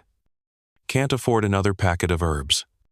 Her last visit to Ume cost her the equivalent of 2 weeks' worth of gifts from her best client. Now she's hiding in plain sight, using fashion as a weapon. Her trick is clever. She wears an older style underobione meant for colder weather that's just a little thicker, just stiff enough to resist inspection. Over it goes, the middle robe, tied slightly higher than normal, with a faint ripple in the fold that draws the eye upward. The outermost layer is hand-painted with vines that twist across her midsection. It creates movement, distraction, art as camouflage. She doesn't stop there.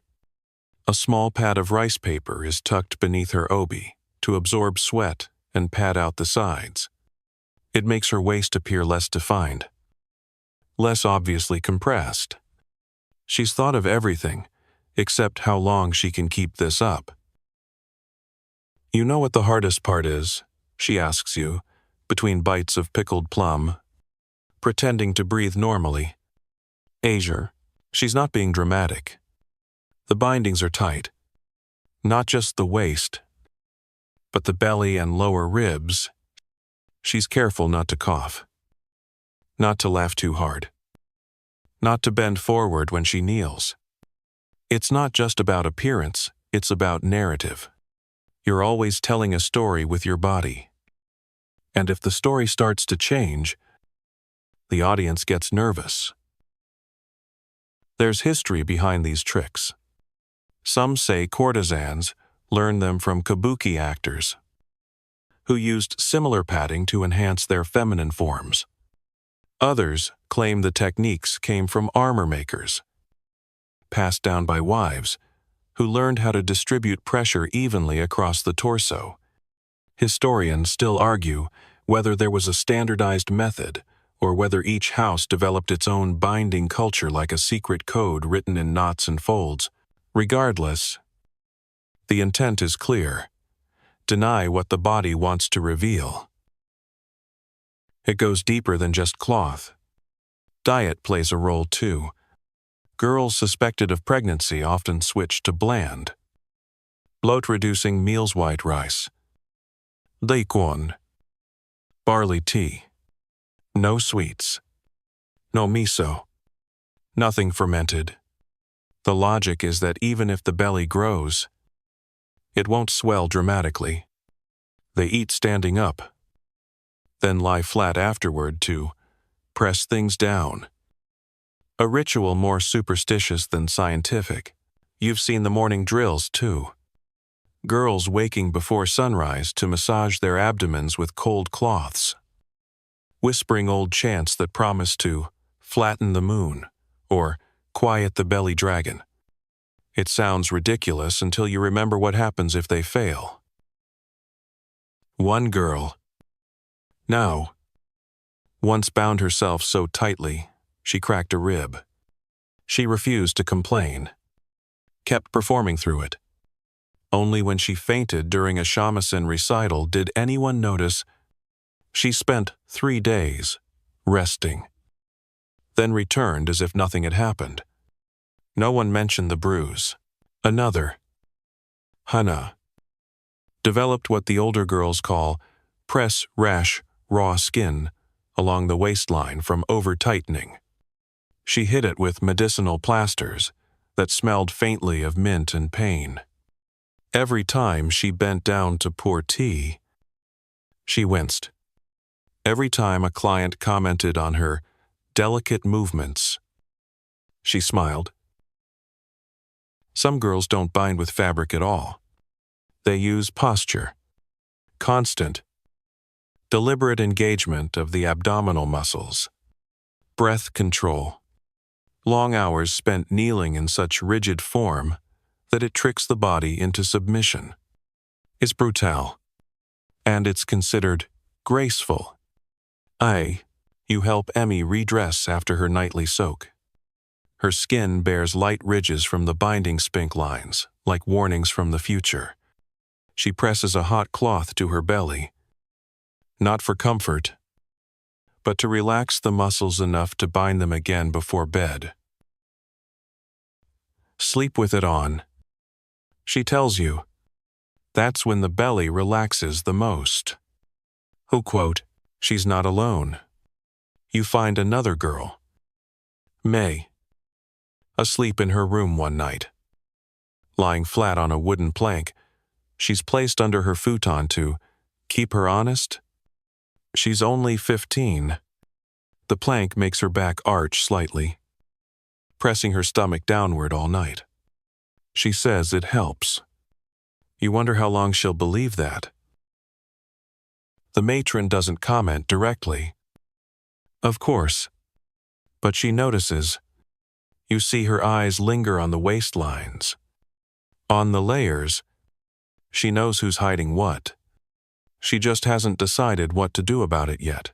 One morning, Emmy tells you, she heard rumors about a girl in another house who used a folded bamboo mat as a full-body binder, wrapped from under the arms to just above the hips, tied with silk cords, slept in it, performed in it, carried a child nearly 5 months before anyone noticed. You both sit with that story for a long moment. It's horrifying and, strangely, inspiring. That afternoon, you help Emmy into her bindings again. Your hands move without thinking now. The knots precise. The folds exact. She grits her teeth. Raises her arms. Exhales slowly. How do I look? She asks. Turning in a slow circle. You hesitate, like a chrysanthemum that forgot how to bloom. She snorts. Perfect. Hem.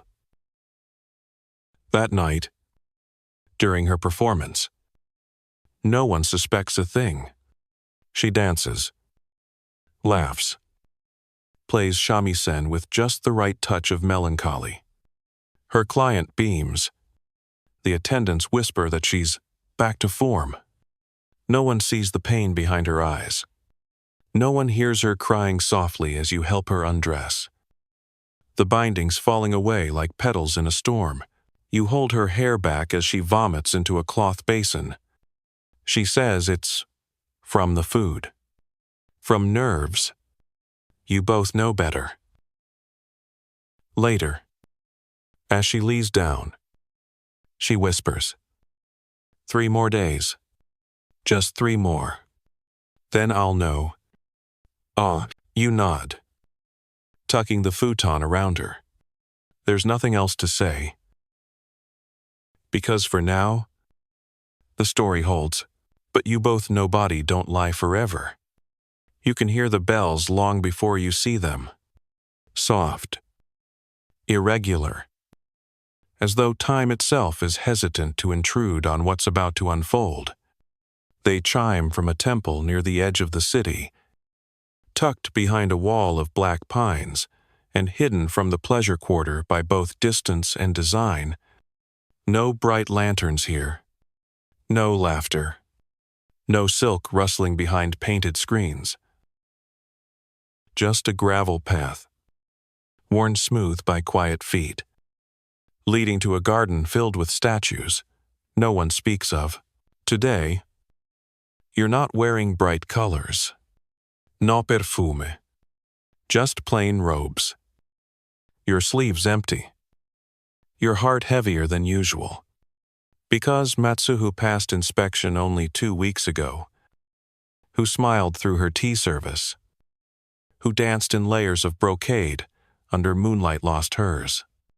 You find her already waiting. Kneeling before the smallest statue in the temple's courtyard. Her hair is down. Her hands are shaking. The statue is simple. a small stone jizo, barely knee-high, dressed in a red bib and cap. At its feet are offerings, tiny shoes, pinwheels, carved dolls, and bowls of water slowly collecting falling leaves. You recognize one of the dulse faded cloth rabbit sewn from the corner of a kimono lining. Matsu's. You helped her make it. This is where they go. The ones no one talks about. The unacknowledged children of courtesans. The little lives that never had names. Never cried in public. Never saw the inside of a house. Some miscarried. Some taken care of. Some quietly handed off to fate. The temple doesn't ask. It only receives. You kneel beside her and place a small bundle of incense in the bowl. The wind lifts the smoke and sends it spiraling skyward like a silent report. Matsu doesn't speak for a long time. Then, finally, she says, "It was a boy, I think, in Zeng." You don't ask how she knows. You don't ask what happened. That's not what this place is for. Instead, you help her tie a strip of cloth white, with a faded sakura pattern around the base of the statue. It joins a dozen others, each knotted, with fingers, still trembling from the effort.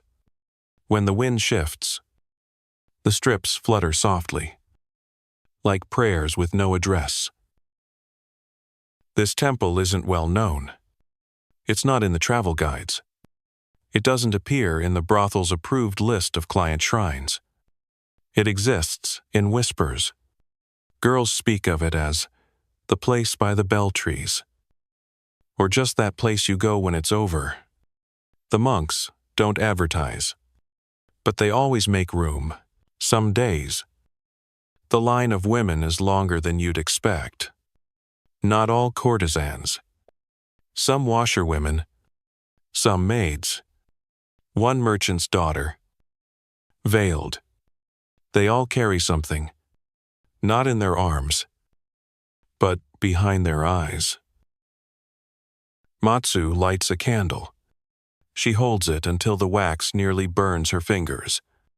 Then she places it beside the others, forming a row that glows faintly against the base of the jizo's pedestal. One flame among many. Each one, a memorial. No one dares speak aloud in the daylight. The ceremony is quiet. No chants. Just the rustle of sleeves and the gentle tapping of wind chimes strung between two pine trees. A monk passes by with a tray of warm tea and rice crackers. He bows, never making eye contact. He doesn't ask for names. Matsu finally turns to you. They call them Mizuko, water children. Oh, you nod. You've heard the word before, though never in the brothel. It's too tender a word for a world that doesn't allow tenderness.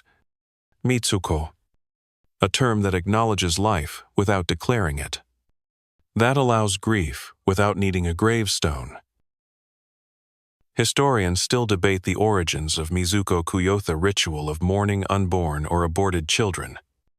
Some claim it emerged from ancient Buddhist traditions, later fused with folk beliefs and local superstition. Others argue it was formalized during the Edo period as courtesans and lower-class women sought spiritual reconciliation for choices. Society denied them the space to grieve. Either way, it endure. The temple walls are lined with wooden tablets. You walk past them slowly. Some have names. Some just dates. Some are blank. A few carry poems, short ones. Fragments. One reads, "Forgive my small hands. I could not hold you." Another, "I see you in river light." Matsu reads everyone. Then she adds her own. written in careful brushstrokes on a square of rice paper. I never saw your face, but I knew your weight. She places it under a stone. Doesn't cry. You think about all the times you've helped girls bind their stomachs, fake their symptoms, pray to bleeding gods, just to buy another week. But this moment, this small act of release, it's heavier than all of them. As the sun dips low behind the pines, the bells ring again. You leave quietly, hands cold despite your sleeves, heart thudding as if it, too, has something to confess.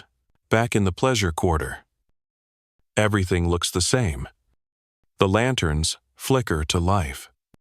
The shamisen players begin their nightly warm-up. Clients laugh too loud over their 4th round of sake. You help Matsu into her outer robe. She adjusts her hair, reapplies her powder, smiles, and the performance resumes. But something's changed. There's a new softness in her gestures, a gravity in her laugh. She's still beautiful, still poised, but now she carries something sacred behind her Isa place. No client will ever see. No matron can access. No maid will dare speak of. That night, as she pours tea and recites poetry, you see her thumb graze the inside of her sleeve where the cloth rabbit used to hide. A reminder, not of guilt, not of shame, but of something real, something felt, something once possible. Because even here, in the floating world, not everything floats away. Some things sink in. It's late, the kind of late where the only sounds in Yoshiwara are the distant clack of sandals echoing off empty cobblestones and the thin, tired cries of a shamisen, too exhausted to finish its song. You sit outside the brothel, pretending to admire the plum tree that's shedding the last of its blossoms into the night air. But really, you're watching the men in gray step into the lantern's glow.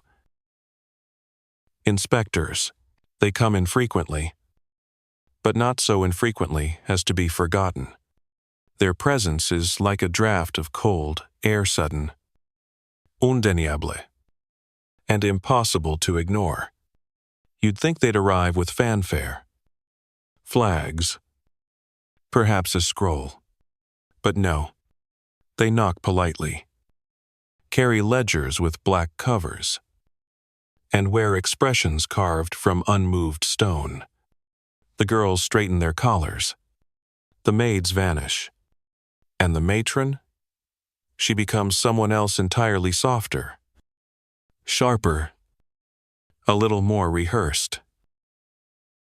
The shogunate's involvement in Yoshiwara is always framed as benevolent oversight, a necessary regulation to keep the pleasure quarters orderly, sanitary, and free from social erosion.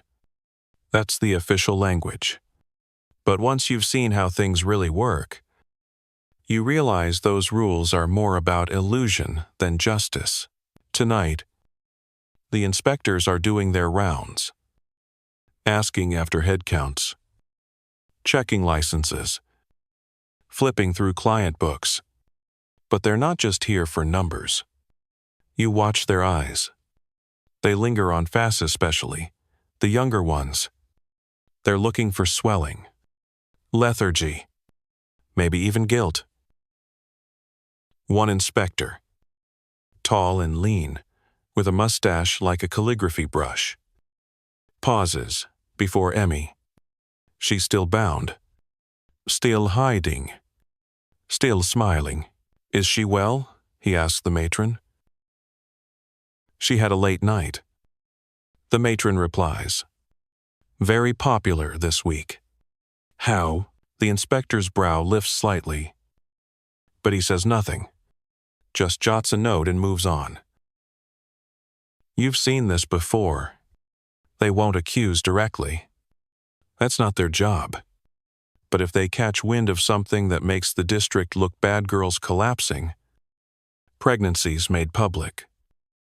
A baby found too close to the gates. Then the shogunate responds. Not with punishments. Exactly. With reshuffling. Houses closed. Noms erased. Brothel licenses suspended for review. You disappear? But legally this time, there's a myth that the government didn't know what really happened in Yoshiwara, that pregnancies were a surprise. Abortions, a secret. And the riverbank bundles just sad coincidences. But come on. They knew. They had to. The system ran too smoothly. The disappearances too organized. The inspections too timed. Historians still argue how deeply the shogunate was involved. Some claim they turned a blind eye to the less visible horrors. As long as taxes were paid and order maintained, others believe certain officials were directly complicit, managing removals, arranging transfers, even orchestrating cover-ups for high-profile clients whose mistakes couldn't be aired publicly. There's no definitive proof. But there are stories. And the stories feel truer than paper. You hear one from an elder brothel attendant named Sugi. She says, back in her day, a top-tier courtesan was impregnated by a daimyo's second son. The brothel was warned ahead of inspection. The girl was gone within hours. The inspector's notes that day? All in good order. Oh. You ask what happened to her. Sugi smiles without smiling. She became a ghost. Huh. Another tale floats through the bathhouse steam one night. A girl who dared to keep her baby begged the brothel to let her stay. The inspector, instead of reporting her, took her to a private residence. Rumors say she lived there, quietly, as a concubine, until the child was old enough to be passed off as someone else's.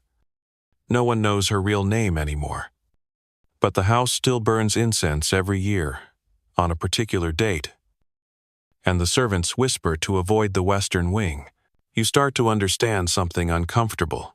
The government didn't intervene because it had to. It intervened when things became visible. Scandal was the enemy. Not suffering. Maintain the illusion. Keep the fantasy. Let the floating world float. As long as it doesn't leak into the real one, which is why everything is done in shadows. There's even a room beneath the brothel, a trapdoor in the storehouse floor, where girls are taken during inspections if their situation is inconvenient. You see it once, purely by accident, helping the cook store dried rice. A narrow wooden staircase leading down into a dim, silent chamber. 2 mats, a chamber pot, no windows. It's not a punishment. It's protocol. Later, you overhear the matron instructing Haru, the ever-watchful maid, to monitor Emmy closely until next full moon. The phrase is delivered without inflection, but the implication is clear. If Emmy's performance fails, if the bindings falter, if her shape dares to tell the truth, she'll be added to the ledger under the heading, Retired for Health. And you ask one of the girls if the inspectors have ever helped someone, actually protected them. She laughs. They protect the house. That's not the same thing. Oh, and yet, some girls trust them, or want to. One younger courtesan once begged an inspector to intervene when her client became violent. The inspector made a note, offered her a sweet rice cake, and never returned. The client kept coming for another month. Even Ume, the midwife by the river, has mentioned government visits. Not in the way you'd hope. She keeps a ledger. She says, for the inspectors who come in plain robes, asking about district stability. They don't ask about the girls, just the numbers. How many births? How many removals? How often the girls return to work? If the answers are neat enough, she's left alone. You wonder, for the first time, how high the paper trail climbs. Whether the brothel's tax records include a line item for incident management. Whether the temples receive hush money for every statue blessed. Whether the bells at the shrine are rung to mark mourning or compliance. That night, the inspectors leave just after moonrise. Their ledgers are tucked beneath their sleeves, their faces unreadable. The matron bows them out with practiced grace. The doors close, the girls exhale, and the illusion resumes. Emmy collapses on her futon the moment she's out of sight. You help her unbind. Her skin is pale, slick with sweat, her breathing shallow. But she smiles. Still safe. You wonder how many more inspections she can pass. You wonder how many girls right now are waiting in that basement room, watching a candle burn down, praying they aren't forgotten, and you wonder how many officials know they're complicit, and how many simply write the numbers down, close the ledger, and sleep soundly in houses made of paper, where nothing sticks. Not even blood. The paper walls do little to muffle the laughter next door. Sharp and shrill, punctuated by the clink of porcelain sake cups and the soft thrum of a chemisen being plucked lazily. It's a good night for that. Courtesan, her client, is generous, drunk, and just poetic enough to be tolerable. But your room? Silent. No songs. No guests. No painted faces to entertain. Just Matsu, cross-legged in her faded underrobe, staring at her knees like they've offended her. I thought I chose this. She says finally. You don't answer. She isn't really talking to you. I picked the name. I picked the house. I signed the contract. And yet here she is, in a room that isn't hers, wearing clothes that technically belong to the brothel, with a body being held together by secrecy and a quiet desperation for options that don't exist. That's the catch, isn't it? They all say courtesans choose this life, that it's freedom, of a kind. You escape the rice fields, the factory, the abusive stepfather, the dull ache of poverty. You enter a world of silk and incense and poetry. You pick your lovers. You earn more in a week than your mother did in a year. You become a name that men bow to, until you don't. Because what they don't mention is the price of that freedom, that once you sign, there's no way back. Your body, leased. Your fertility, suspended. Your mistakes, unforgivable. Tonight, Matsu's ribs ache from binding. Her feet are blistered from too many performances, and her eyes are swollen from the ceremony at the temple. You see her freedom written in bruises and lies. You see her silence, and you finally ask the question she's been avoiding for days. Would you have kept it? Her mouth tightens. She doesn't look at you, but she nods. Historians still debate whether courtesans in Edo truly had agency in their reproductive choices. Officially, they were independent contractors. They signed labor agreements, sometimes even with witnesses.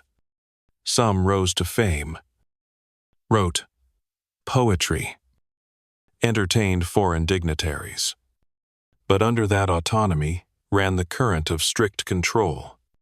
Breach your contract at pregnant. Gain weight. Age too quickly. And suddenly, your independence evaporates. You become a liability. Not a legend. Matsu had hoped, just briefly, to change that. She wasn't foolish, just tired. She'd let herself imagine a life outside the gate. A child. A small home. Maybe even a job reading letters for the illiterate. She'd saved coin. Hid it in her robe seams. But even hope must pass inspection. And hers had been caught too soon. She takes the coin pouch out now. Silent. There's not much in it anymore. Not after the visits to Ume. Not after the temple. Not after she bribed Haru to change the laundry logs. It wasn't that I didn't want the work anymore, she says. It was that I wanted something to come after it. Oh. But there's no after in Yoshiwara. Just more of the same until you're no longer profitable. At which point you become one of the retired, a category that includes both the lucky and the vanished. The brothel doesn't care how you leave. Only that you do it without drama. So why do they still say it's a choice? Because it was, at the beginning. You chose to enter. You signed your name. You picked your silk. But no one tells you how few choices remain once the doors close. You can choose what kind of tea to serve, what verse of a song to sing, maybe even which client to smile at more warmly. But whether to carry a pregnancy, whether to raise a child, those choices are filtered through layers of risk. Even if a courtesan wanted to keep her child, she'd have to hide it. He for months. Bribe the midwife. And pray the child didn't cry too loud. Some did it. You've heard stories whispers of women who escaped to distant towns, passed themselves off as widows, and lived under new names. But for every success, there are 10 more who didn't make it past the brothel gates.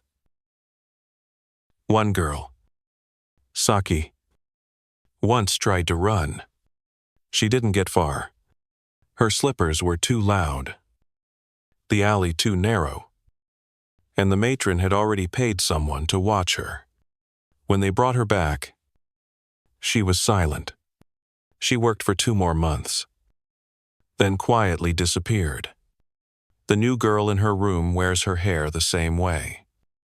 But her eyes are different. And what about the clients?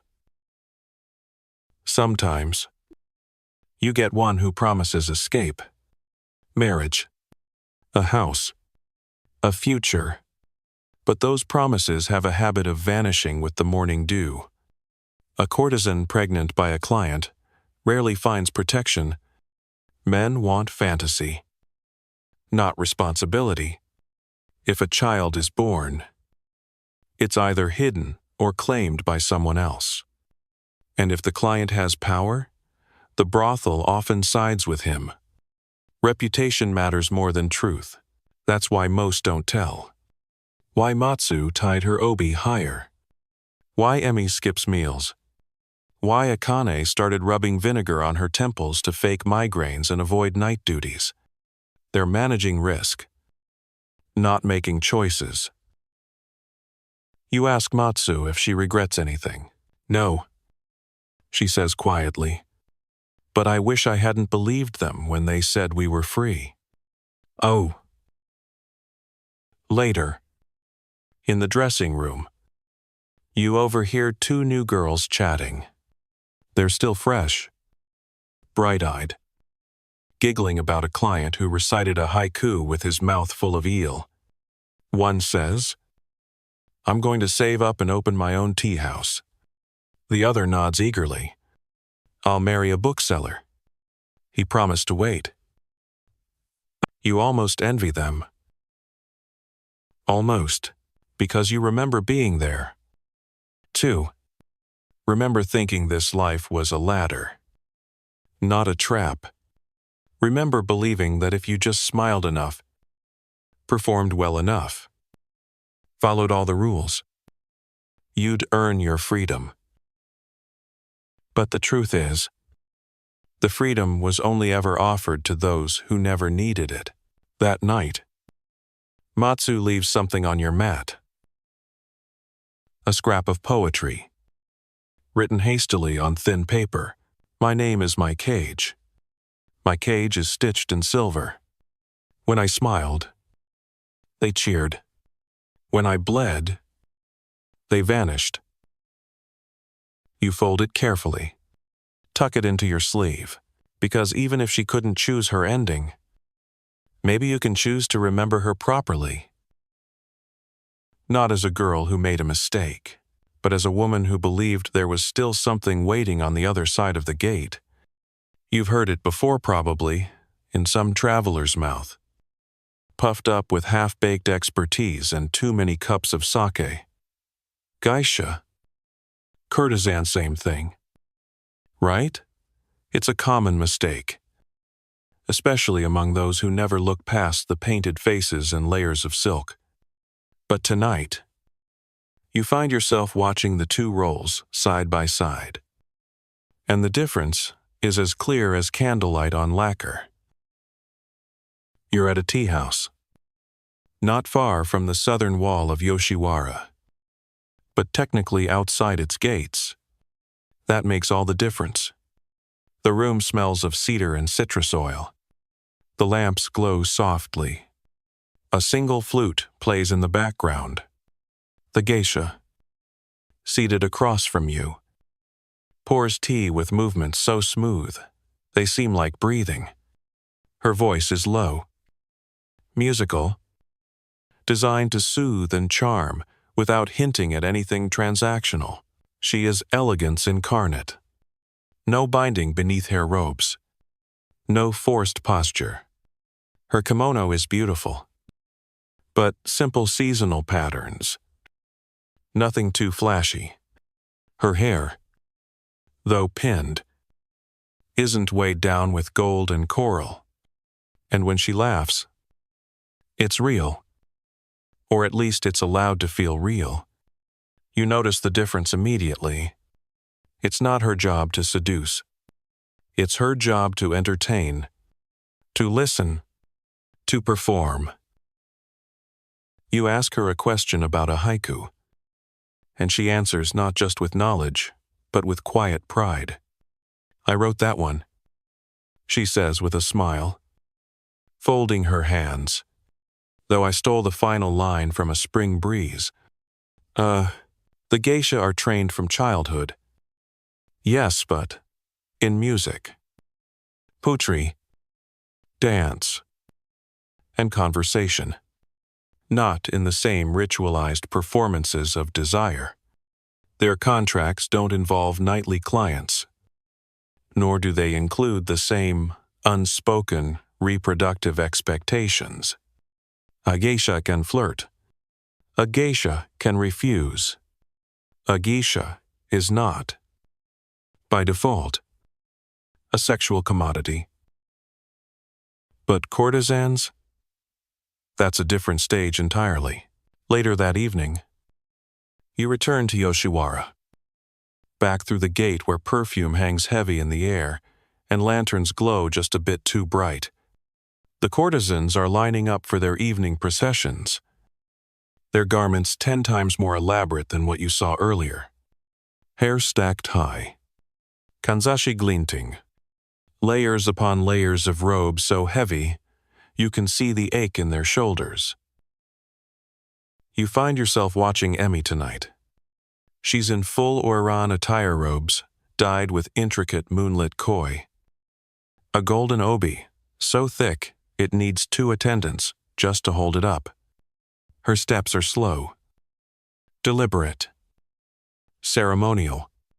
She walks with her feet turned inward, a sign of cultivated allure. But now you know what lies beneath that silk. Bindings, bruise, a trickling worry she carries behind her painted smile. It's theater. Yes, but it's also a contract. Clients watching this parade don't see the pain. They see luxury, mystery. They don't realize that a courtesan doesn't get to say non-note without risking her income, her position, her safety. And if a pregnancy occurs, it's not a mishap. It's a breach. It's her fault. The geisha you met earlier, she has sponsors, not owners. She can retire. She can adopt. She can, in rare cases, even marry. You remember how she spoke of an older sister who left the trade to run an inn. No shame, no exile, just transition. But for courtesans, motherhood is taboo. It destroys the illusion of eternal desirability. And the system has no interest in allowing a woman to be both fantasy and mother. Once you choose to become one, you're no longer allowed to be the other. You hear girls in the brothel debate the distinction. Some dream of becoming geisha instead. They get respect. One says, they get to perform for nobles and monks. Another replies, they also get less pay. Which is true. Geisha aren't owned. But they aren't exactly wealthy either. And they rely heavily on patrons, who may vanish the moment the first wrinkle appears. Still, the comparison persists. Some courtesans even emulate geisha when they can get away with it, swapping out their elaborate obi for something simpler, changing their tone during poetry nights, avoiding eye contact in the geisha style. It's a small rebellion, a way to feel if only briefly like their value comes from more than their womb's silence. You ask the matron once if any courtesans ever become geisha. She snorts. Not often. Too much stigma. Too much baggage. Then she adds, more quietly. But sometimes they marry well enough to disappear into another identity. You think again about Sukihana, how poised she was. How refined. She could have passed for a geisha in another life. If her path had been different. If her contract had been shorter. If her luck had held. Maybe she could have been the one serving you tea tonight. With that same clever smile and a poem hidden in her sleeve. But it's all theoretical now. You overhear a client bragging about having visited both a geisha house and a courtesan in the same week. The geisha was like a flower in the rain. He slurs. But the oiran, oh, she was fire in the dark. He doesn't understand that one performs for applause, the other for survival. You don't correct him. No one does. Because here, fantasy is currency, and nuance doesn't sell. That night, as you help Emmy undress, she asks quietly, do you think I could have been one of them? You don't have to ask who she means. You pose. You are one of them. You play music. You write poems. You perform every night. She smiles. But it's the kind of smile that's more about endurance than pride. But I can't keep anything. And you understand. A geisha may not own the stage, but she owns her rhythm, her rules. Her exit, a courtesan? Her stage is rented. and the curtain falls when someone else decides it should. So the next time someone asks, "What's the difference?" you'll know how to answer. One dances for admiration. The other dances so she can keep dancing. Morning light barely filters through the paper walls when the bell rings, not the usual meal chime or visitor knock, but the small bronze bell kept near the matron's chamber. 3 quick rings. Pause. Then 2 more. It's the signal. You've heard it before. Only a few times. And each time, it sends a hush across the house. Girls stop mid-laugh. Maids freeze. Hands still in wash buckets. Even the kitchen stops clattering. That bell means something's gone wrong. This time, it's Rin. You reach her room just as Haru and another maid are stepping inside. Rin is curled on her mat, half-dressed, her face damp with sweat. Her fingers clench her stomach, and her lips are moving but too quietly for anyone to hear. The room smells sharp and earthy. You recognize it immediately. Dongakwai root. She's tried to force it again. Someone had warned her not to double the dose. But desperate girls don't measure by reason. They measure by urgency. She took too much. Her body's rejecting it. You help lift her as gently as you can. Arms under her back and knees. She's lighter than you remember. Haru wraps a cloth around her. And someone fetches Ume. There's no screaming, just groaning. And in that way, only Yoshiwara can manage. Everything is done in silence. Swift, efficient, hidden. Arrives with her black bag, and that look on her face, the one that's equal parts midwife and undertaker. She sets to work immediately. Checking pulse, lifting eyelids, asking quick questions. Rin can barely speak, but her eyes plead. No temples. She rasps. Ume nods once. Understood. Some of the younger girls peek through the shoji cracks. The matron arrives, but doesn't step inside. She waits at the threshold.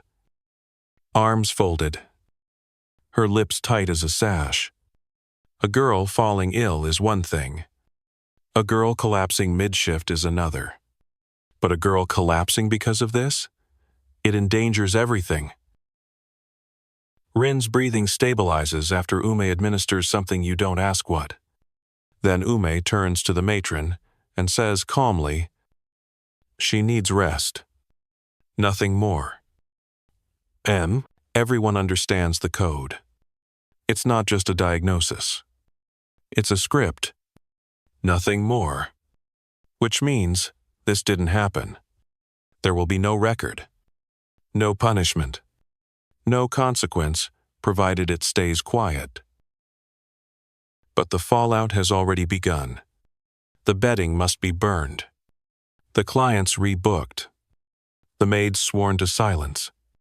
And Rin? She'll be confined to her room for 3 days. Monitored. Managed. Kept out of sight. After Ume leaves, the whispers begin. Not loud. Not mean, just that careful Yoshiwara hum of speculation. What did she take? Why didn't she ask Ume sooner? Did someone give her the wrong mixture? You learn later, it wasn't just dongquai. She'd also taken dried papaya seeds. A small block of black stone given by an older courtesan, and washed it all down with cold sake. The combination, some ancient. Some foolish overloaded her. Not lethal. Thankfully. But close. Historians still argue how prevalent self-induced abortions were in brothels like these. Some sources suggest midwives were always involved. with procedures quietly sanctioned by house authorities. Others argue many women, especially those with fewer connections or lower rank, resorted to folk remedies, herbs, even physical trauma, because asking for help meant exposure. Tonight, you believe the latter. Later, you sit with Rin as she lies under a thin blanket. Her skin is sallow. Her hands twitch when she dreams. She mutters names, some familiar, some not. Once, she says, "Don't tell him." You don't ask who. You keep her company in shifts. Haru brings broth. You bring damp cloths. Another girl, Aya, brings her a doll made of twisted paper. For luck, she says, then leaves quickly. On the second day, Rin is awake long enough to whisper, "I thought it would be quick." It never is. You think back to a story Emmy once told about a girl who swallowed mercury because she heard it drives the womb away. She survived, but her skin turned gray, and her teeth began to loosen. She was dismissed from the brothel 6 months later. No one knows where she went. You also recall the rice paper note left anonymously on a windowsill last winter. Mix ash from plum branches with lye water. Drink before moonrise. No signature. Just a folded corner, marked with a red thread. Dangerous advice. Or desperate help. It's hard to know. That's the cruel paradox here. Everyone wants to help, but only if it won't be noticed. If it can be done behind screens and fans and incense smoke. Because the floating world cannot survive too much weight. It must drift. On the third day, Rin sits up. Her voice is scratchy. Her eyes red. She doesn't cry. Instead, she says, "I remember when I first came here. I thought the makeup would protect me." Oh, you know what she means. There's something about the transformation, the white face, the drawn-on brows, the elaborate hair that makes you feel untouchable, like you've stepped into someone else's body, like nothing can reach you behind all that lacquer and silk. But it can, under the makeup. You still bleed. You still break. You still wish for things you're not allowed to want. Before Rin returns to her duties, Ume makes one final visit. She leaves a small satchel under Rin's pillow, a mix of cooling herbs, something for pain, and, surprisingly, a slip of folded paper. You see, Rin read it later. Alone. She doesn't show you what it says, but her shoulders seem less tense afterward. You help her get dressed the next day. Her hands still shake when she ties her obi. She's thinner, but alive. That's enough. For now. That night, she paints her lips with a bit more care. Her smile is smaller, her laugh softer. The clients don't notice. But you do. You know she carries something invisible now. Not shame. Not regret. Just truth. And in Yoshiwara, truth is the heaviest thing you can hide. The first rain of spring doesn't fall, it lingers. A mist that clings to your sleeves, dampens the wooden floors, and paints the rooftops in a glossy sheen. It's too warm for cloaks. Too cold to be comfortable. Everything feels a little blurred, as if the whole floating world has softened its edges. And yet, somehow, the schedule continues. Tea must be poured. Clients must be greeted. Laughter must ring out. no matter how sodden the air. You're helping May prepare for a poetry recital tonight. Her favorite client is visiting a quiet merchant who always brings her pickled chestnuts and compliments her on her restraint, which is his polite way of saying he likes her because she doesn't giggle too much. She smooths the hem of her robe and recites her lines. But halfway through the second stanza, she stops. "What if I just left?" she asks. Not dramatically, not even wistfully, just like she's testing the weight of the idea. You glance up. Left, not ran away. She clarifies, adjusting her hairpin. Just left. Paid my debt. Walked out. And agree. You've heard this before. Everyone has a version of it. The dream. The one day. The fantasy of stepping outside Yoshiwara, not as a fugitive, not as a mistake, but as a woman who completed the contract and walked away whole. Historians often note that courtesans could theoretically buy their freedom if they paid off their house debt or were purchased for marriage or retirement by a wealthy patron. The key word being theoretically, because in practice, very few managed it. The debts were immense. Costumes, makeup, training, housing, food, medical care, everything added to the tab. A girl could work for 10 years and barely chip away at the total. And if she fell ill, or missed too many performances, or heaven forbid got pregnant, those costs soared. Even gifts from clients weren't truly hers. They were taxed, logged, and sometimes taken by the house as offsets. May folds her hands in her lap and says, "My client says he wants to redeem me." End 4. You feel your stomach tighten. But you don't let it show. Has he said that before? Twice. But this time, he brought a ring. A ring. How romantic. How dangerous.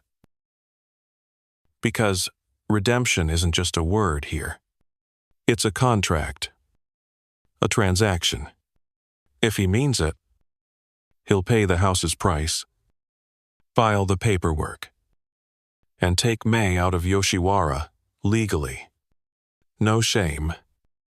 No scandal. But more often than not, such promises are sugar on a bitter pill. You've seen what happens when it goes wrong. One girl, Tomoe, believed her patron. He pledged himself with a letter, a poem, and a pouch of coins. She started planning her departure, sold her wardrobe, even gave away her room's incense burner. But the man changed his mind. His wife found the letter. By then, Tomoe's standing in the house had slipped. She had fewer clients. She was considered unreliable. The matron moved her to laundry duties. She stopped speaking after that. Another girl did make it out. Midori. Bought by a merchant from Osaka. He redeemed her quietly. With full payment and papers, she left with a new name and a new kimono. And for a while, letters came back. But then the letters stopped. Rumors said she died in childbirth. Others whispered she ran away again. No one really knows. Mai seems hopeful, but you can see the doubt flicker in her eyes like candlelight. He says he'll come back next week with the money. You nod, offering a small smile. Then we'll make sure you're radiant when he does. Oh. And you will. Just in case, over the next few days, May is a flurry of planning. She reviews her wardrobe, prepares a gift for the matron, asks you about tea ceremony etiquette for respectable households. She even begins writing a goodbye letter to her favorite maid. You help her. Of course, because hope is a form of resistance here. Dangerous. Maybe. But necessary. Meanwhile, the other girls whisper behind screens. She won't leave. He's lying. They always lie. You want to defend May, but you've heard the same lines too many times. Sometimes you wonder if the house encourages the fantasy lets it blossom just enough to keep the girls pliant. Because a courtesan, with no dream, is harder to control, but one who thinks she's on the verge of escape, she's careful. She behaves. She plays her part. The week passes. Then 8 days. Then 10. No ring. No merchant. May still wears the gift comb he gave her. It's made of shell and inlaid with a single chrysanthemum. She polishes it every morning. He must be delayed, she says. You don't argue. On the 11th day, the matron receives a letter. It's not signed. The seal is unfamiliar. She reads it once, folds it, and then burns it over a candle. No one asks what it said, but the next morning, May's name is moved on the client board from reserved back to available. She doesn't cry. She just doesn't speak. That night, her robe is simpler. She doesn't wear the comb. You sit with her after her shift. The lantern is low. The oil nearly gone. She doesn't look at you when she says, I knew. I think I knew. Huh. There's nothing to say, so you just sit. Sometimes, the fantasy is enough to sustain you. Other times, it turns into a weight you can't carry. The next week, she asks to take a double shift. No one stops her, and just like that, the idea of freedom fades into the walls again. Another echo absorbed by paper screens and lacquered doors. There's a story the older maids sometimes whisper late at night, half warning. Half lullab. It's about a baby left at the foot of the willow tree by the river, wrapped in a silk cloth and tucked into a basket meant for eels. They say the woman who left it came back every year, left a rice cake and a sprig of bellflower, then disappeared into the mist before the fishermen began their rounds. No one knows who she was, or where the child ended up. But the basket? That washed back once. Empty. You've heard it a dozen times now. And you're beginning to think it's not just a story. It's a memory that doesn't belong to anyone in particular, but to all of you. And tonight, as you follow Matsu down a narrow alley behind the bathhouse, that memory feels dangerously close to the present. She carries a bundle under her arm, small, wrapped tight in embroidered cloth. You know what it is. Not a body, thank the gods, but a name, a future, a decision so heavy, it takes two of you to carry. Even if the thing itself weighs less than a teapot. Matsu stops outside a weathered wooden gate, knocks once, waits. A soft rattle of movement. Then a woman opens the door. Old, hunched, but sharp-eyed. She doesn't speak, just steps aside. Inside, the house is Plano decoration. No offerings. No sound, but the quiet crackle of a stove. On a straw mat in the center of the room, two other bundles lie swaddled. One stirs, The woman kneels and gestures for Matsu to do the same. This is Okami. Matsu whispers to you. She places them. That's the phrase. Places them. Not adopts. Not sells. Not fosters. The truth is too complicated for one word. These aren't orphanages. They're nodes in a hidden web of women who pass children from arms to arms like secret messages. Not legally. Not formally. But quietly. Out of the pleasure quarter and into the world. The system isn't perfect. Not all the babies make it. Some go to farms as servants. Some become servants in wealthier households, raised alongside the children of merchants, never knowing where they came from. And some just vanish. But others survive, even thrive. You've heard of one girl who was raised by a paper lantern maker in Shinagawa. She grew up crafting delicate silhouettes, married a poet, and never knew. Her mother once wore her hair high with gilded pins. Another boy ended up with a childless couple in the north. They gave him their name. He became a blacksmith. Strong hands, quiet eyes, never asked about his past. Historians still argue whether this informal adoption network was coordinated or simply born of necessity.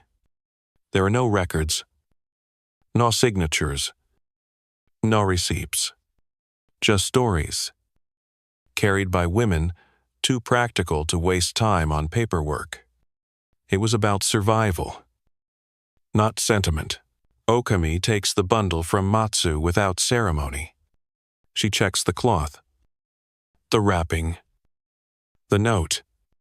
Yes, there's always a note, even if it just says the child's birth season, or a single character from the mother's name. Something to mark them, something to prove they mattered. Then, Okami nods, and Matsu, who's held herself together all this time, lets out a breath that sounds like the end of a song. You walk her back in silence. Her steps are slow, not from regret. Exactly. More like release. She's shed something, but it's taken a part of her with it. Back in the brothel, everything is exactly as it was. Girls are dressing. Clients are arriving. The shamisen is tuning up again. No one notices you return. No one sees the empty space where a bundle used to be. Later, you ask Matsu if she ever plans to check. She shakes her head. That's not the point. But don't you want to know? Of course I do, she says.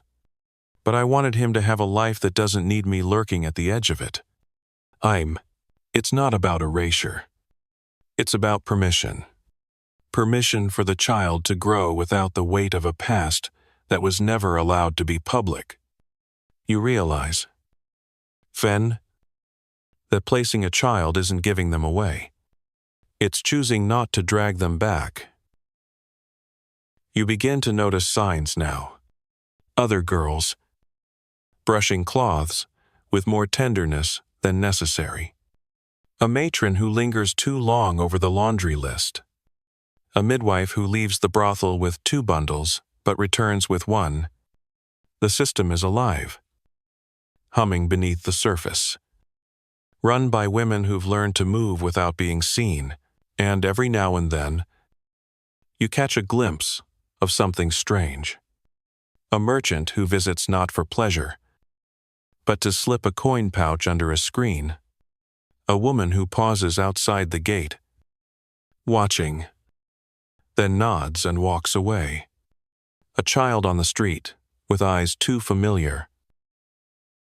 One day, Haru pulls you aside and says, "If you ever need her, I have the address." You know she means Okami. You thank her, even if you're not sure why. That night, you write a name on a strip of cloth and tuck it into the lining of your robe. Just in case. You don't even know if you'll need it, but it feels right to carry something for someone who might come later. Because here, the past doesn't vanish. It's folded, pressed, swaddled, and placed like a secret in the arms of a stranger. And sometimes, just sometimes, it grows into something you never expected. You can hear the story forming before you ever hear the name. It starts as a whisper in the bathhouse, wrapped in steam and disbelief. Then it slides into gossip during makeup sessions, morphing with every telling. By the time it reaches you half-muttered by a courier girl, threading her way through the rain, it's practically a legend. There's an Oren who kept her baby. I know, not had kept. And you pause. Brush still in hand, wondering if that's even possible. The story centers around a courtesan named Sayaka. High-ranking, elegant, the kind of woman who didn't just walk the promenade, owned it. Every turn of her wrist was studied. Every syllable of her conversation quoted. When she smiled, Cleon bowed deeper. When she raised an eyebrow, rival houses whispered with envy. She was expensive. Rari. Untouchable. Until she wasn't. They say she began to change. Took fewer clients. Canceled appointments. Became more selective. Her scent turned from bright citrus to something heavier. Almost earthy. Her appetite changed. Her humor deepened. And then, weeks later, in the middle of a heavy snowfall, she stopped appearing altogether. Most assumed she was ill. A few claimed scandal. Some said she'd been bought by a daimyo too powerful to name. But then a letter surfaced, delivered not by brothel staff, but a child.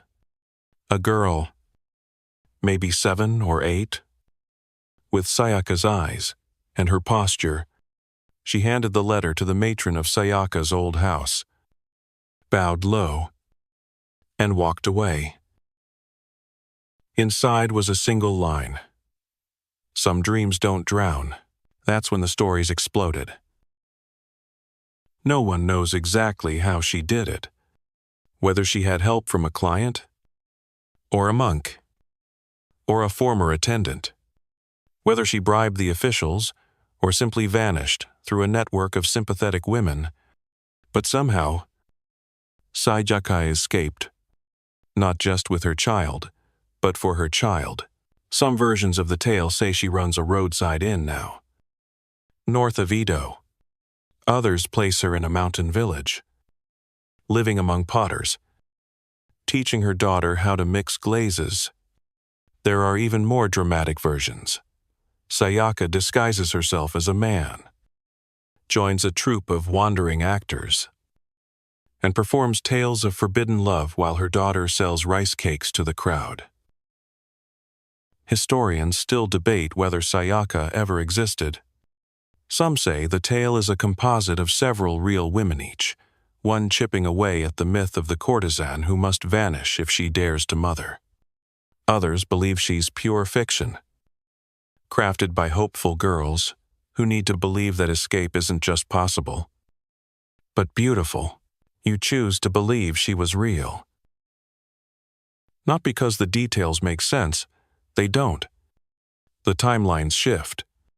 The places contradict. The daughter's age varies.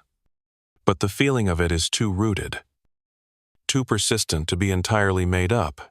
Even the matron, who normally scoffs at romantic nonsense, has a strange softness in her voice when she speaks of Sayaka. She was always a little slippery, she admits one evening over tea. Too smart, too calm. I should have known she was planning something. Huh?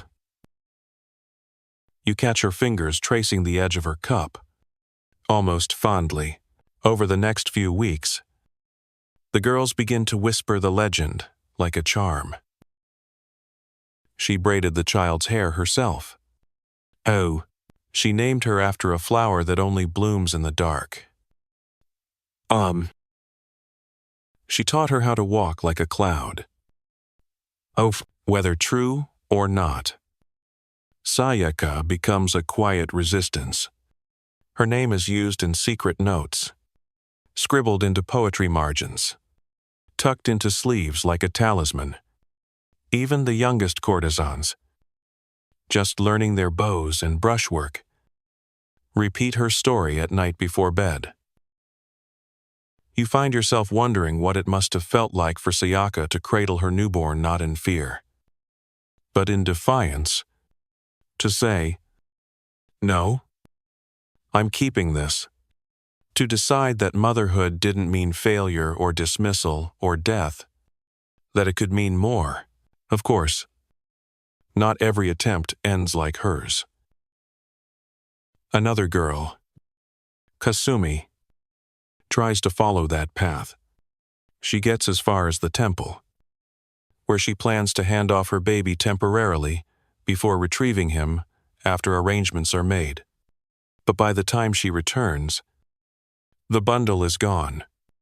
Okami has moved him elsewhere. For safety, Kasumi isn't told where. The system is designed to protect the child, not the mother's wishes. She breaks down in the hallway, sobs into the sleeve of the only robe she owns that still fits. I just wanted to see his eyes again.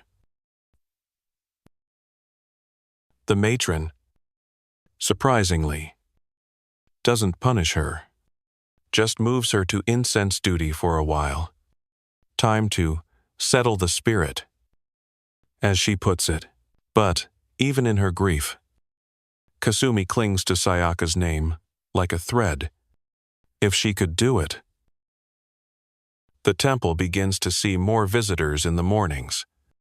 Not just offerings for lost children, but small, hopeful gesture-destiny toys, folded cranes, half-buried charms, as if the girls are praying not for forgiveness this time, but for possibility.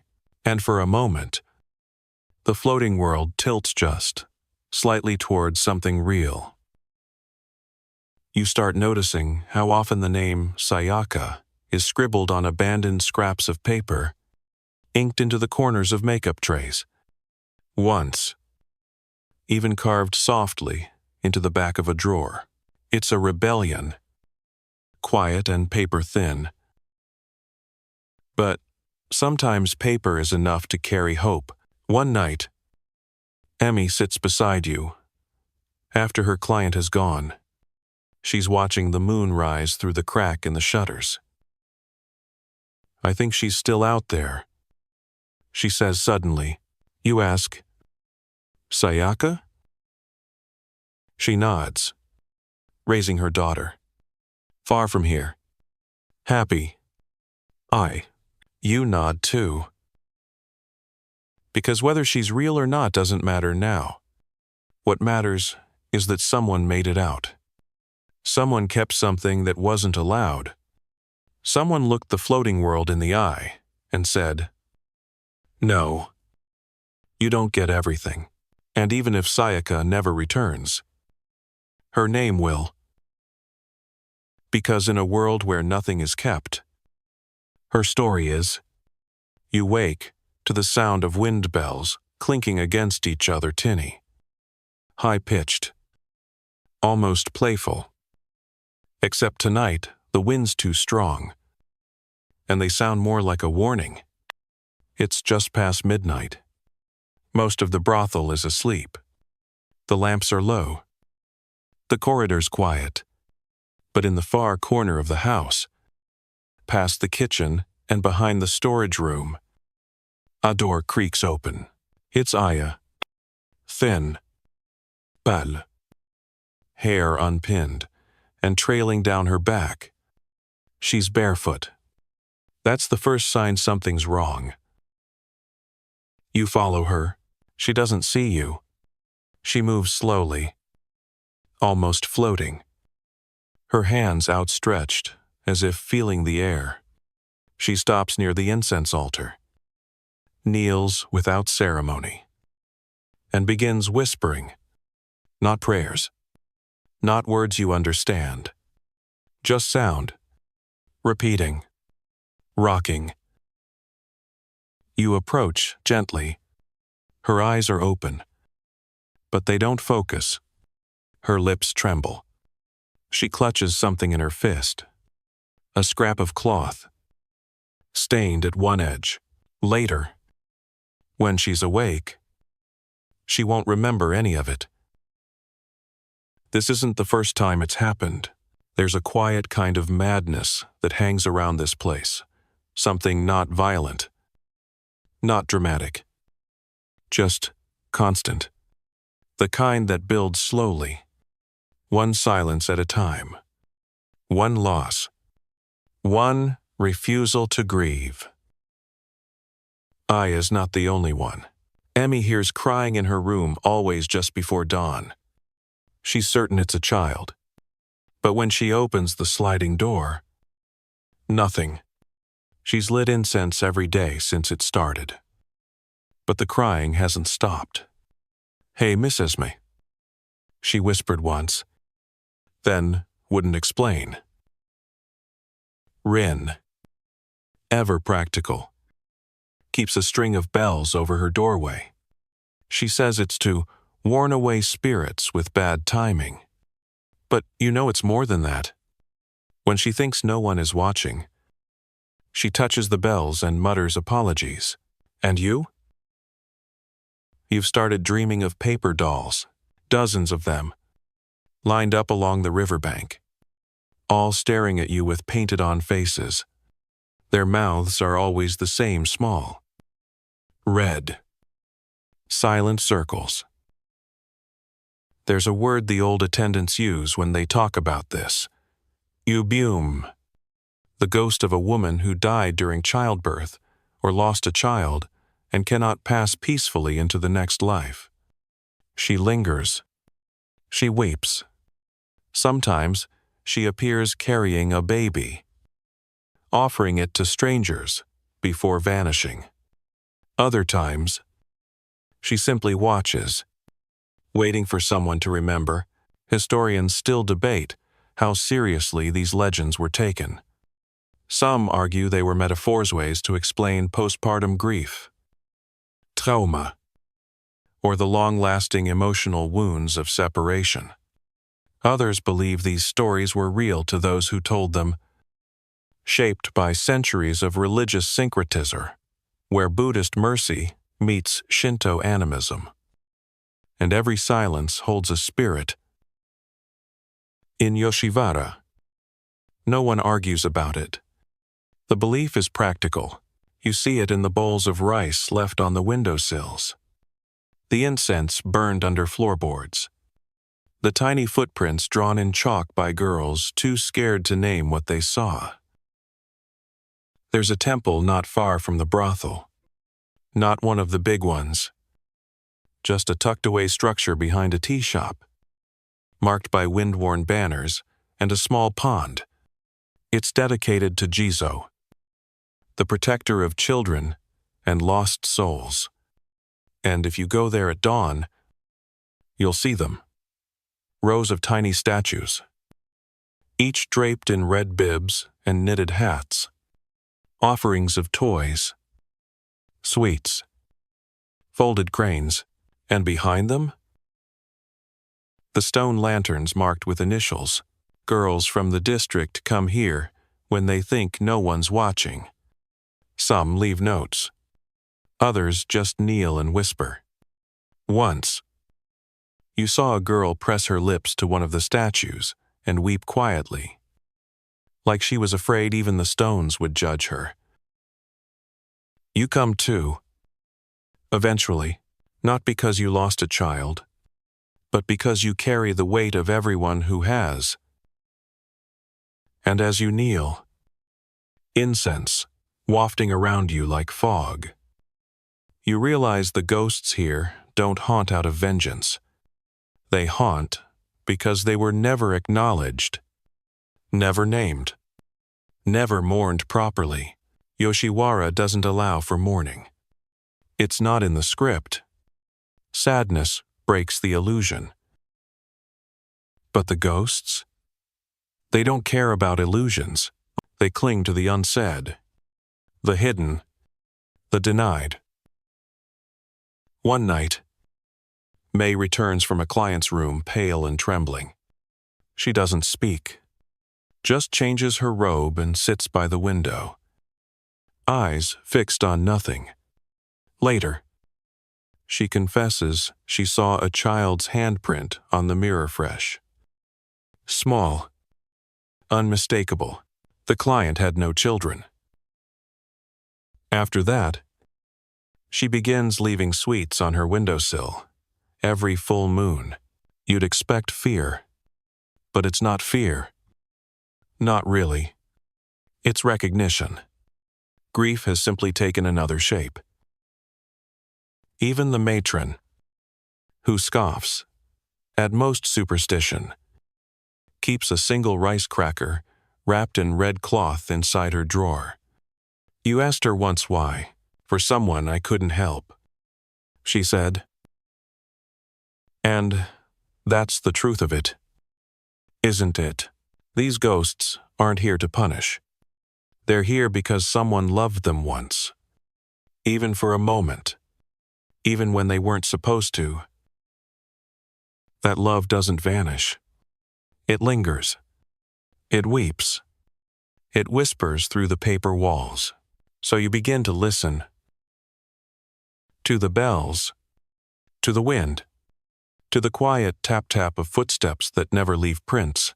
You keep sweets by your door. Fold paper birds for the ones who never flew.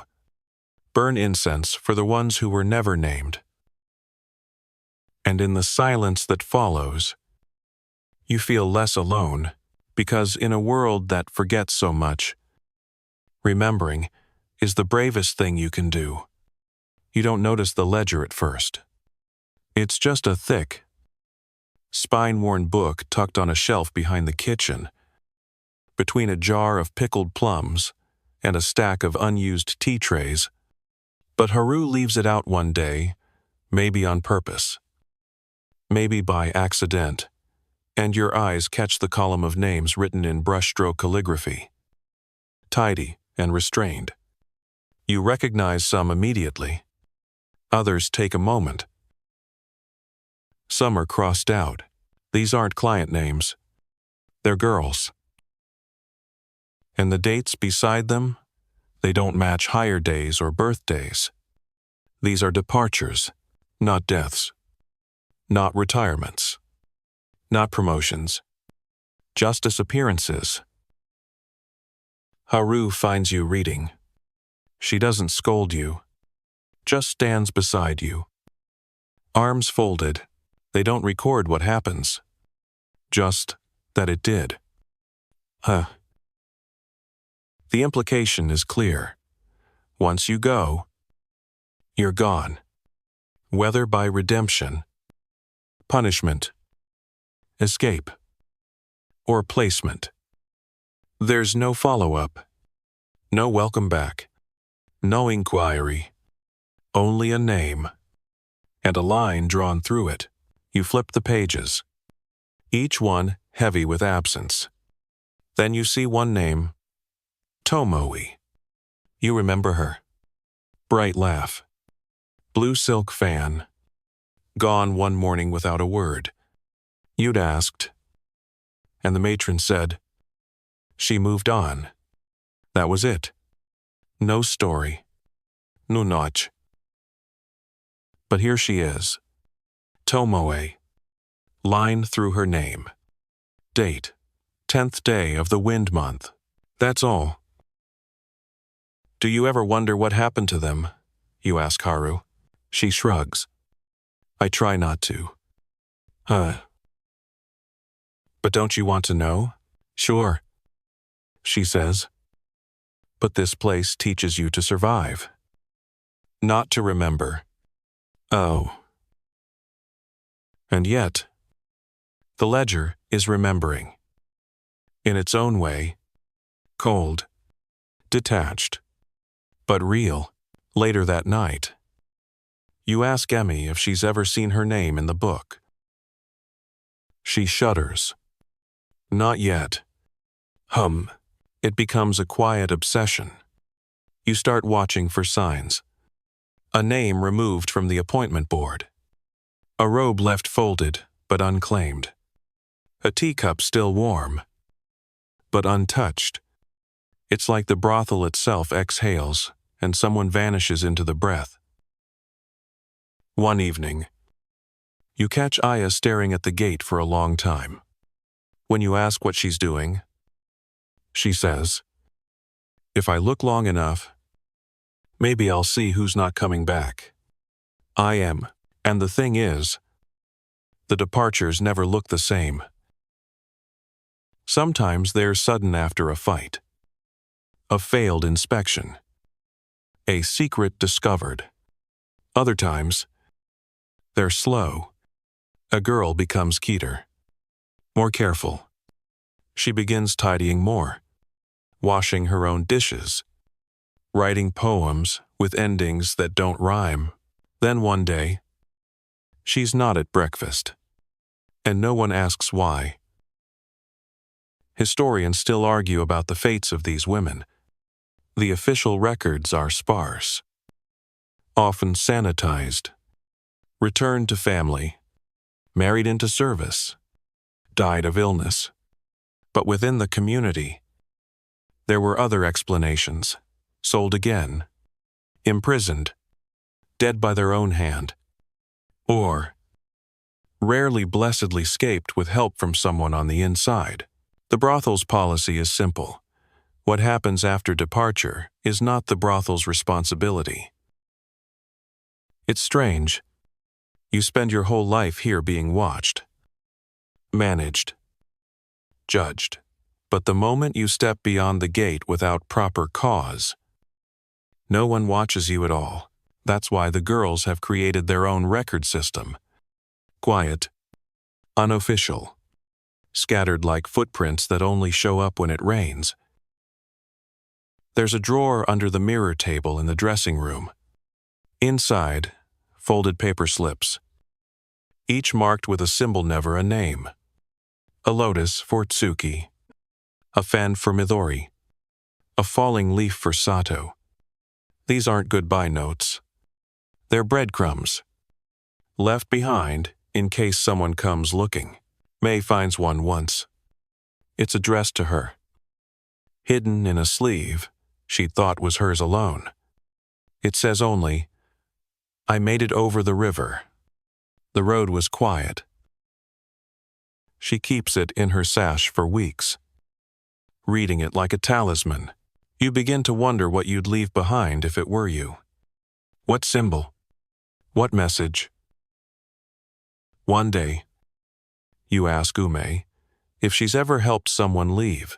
She doesn't answer directly, just says, "Sometimes the best medicine is absence." But you catch the glint in her eye, the soft pride. It becomes clear that survival here isn't just about staying. Sometimes it's about vanishing correctly. There's one girl, Nanami, who orchestrates her own disappearance like a tea ceremony. Over months, she saves bits of food, coin, ink. She learns the schedules of the gate guards, the rhythms of the alley cats, the time it takes incense to burn through in each room. One night, she's gone. Her bedding undisturbed, her tray wiped clean. No one sees her leave. But 2 days later, her symbola, small moon drawn in ink, appears, carved into the bark of the tree outside the gate. That night, 3 of you light candles beneath it. Not for mourning, for hope. Because every vanished girl is also a door, a reminder that it's possible, even if the path is narrow and dark, and slowly, the ledger becomes more than a list. It becomes a story. One, you all begin to write your own versions of. In hidden notes, in carvings, in poems tucked behind mirror frames. You begin to understand that Yoshiwara teaches you more than art and etiquette and endurance. It teaches you how to disappear properly, how to leave a mark, even if no one says your name, how to make silence feel like presence. And how, someday, to walk out of a gate no one else even sees without being erased. You hear the drums before you see the procession deep, slow and deliberate, echoing like a heartbeat through the polished corridors. They're not festive drums, not for celebration or dance. They're temple drums, funeral rhythm. Every girl in the house freezes. The sound grows louder. The matron appears, flanked by 2 senior attendants. Her face is unreadable. Her robe is black. "It's time," she says. No one asks for whom. You know already. It's not often that courtesans receive funerals. Usually, deaths are quiet, hidden. If a girl dies in the brothel, her body is whisked away before dawn, wrapped in cloth, taken to the cremation grounds without fanfare. If there's an explanation, it's illness, or fatigue, or she left during the night. Records are adjusted, names struck, clients reassigned. But every so often, the death is too public, too visible to erase. This one? Emmy. You helped bathe her the night before. She'd been pale for days, but she insisted she was fine. Even Yokit. Her voice thin. "When I'm gone, save the comb. It deserves a better head." You'd laughed. You wish you hadn't. The next morning, her room was silent, her bedding untouched, her tea cold. You found her slumped by the window, eyes closed, and resting on her lap like she'd fallen asleep while composing a poem. But there was no poem, just a single petal from the camellia tree, pressed between her fingers. Now, the courtyard is lined with girls in subdued robes, no color, no jewelry. You just hair pinned back with plain sticks. You take your place among them, watching as the attendants carry out the small wooden box. Her name isn't painted on it, just the kanji for spring and a faint image of a fan. Someone plays the shamisen for entertainment, but softly, almost as if remembering a song instead of performing it. The notes linger, then fade, then rise again, like breath. You realize that even grief has its own script here, a choreography of restraint. The procession moves slowly through the house, out the side gate, into the narrow path behind the bathhouse, where a single priest waits. You don't follow. No one does. It's not allowed. But after the attendants return, the matron does something unusual. She removes a bundle from her sleeve and unwraps it. Inside, Emmy's fan, her poetry book, a single pearl pin, and the comb. She places them on the altar with silent precision.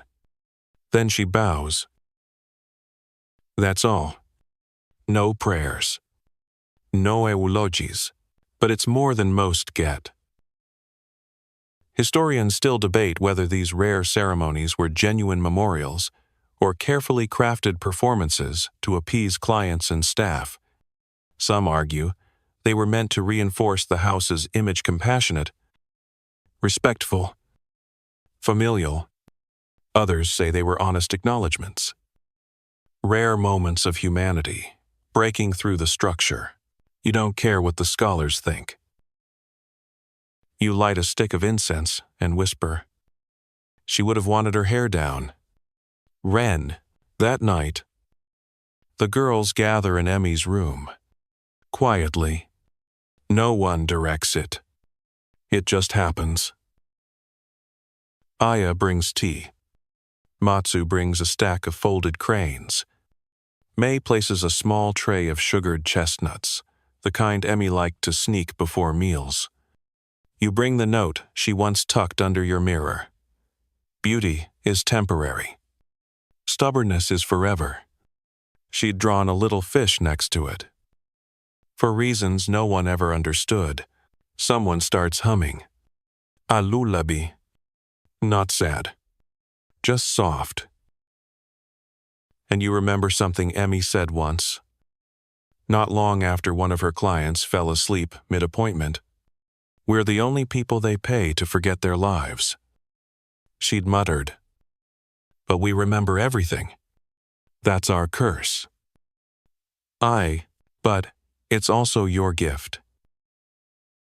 Because while the brothel may erase, the girls do not. You remember Emmy's laugh, always too loud. Her opinions always too sharp. Her way of brushing her sleeves 3 times before exiting a room. Like she was warding off whatever followed her. And how she once stopped you in the corridor to whisper, "If I disappear, don't let them say I ran." Oh. She didn't run. She stayed. Too long. You sleep badly that night. Everyone does. The house is quieter than usual.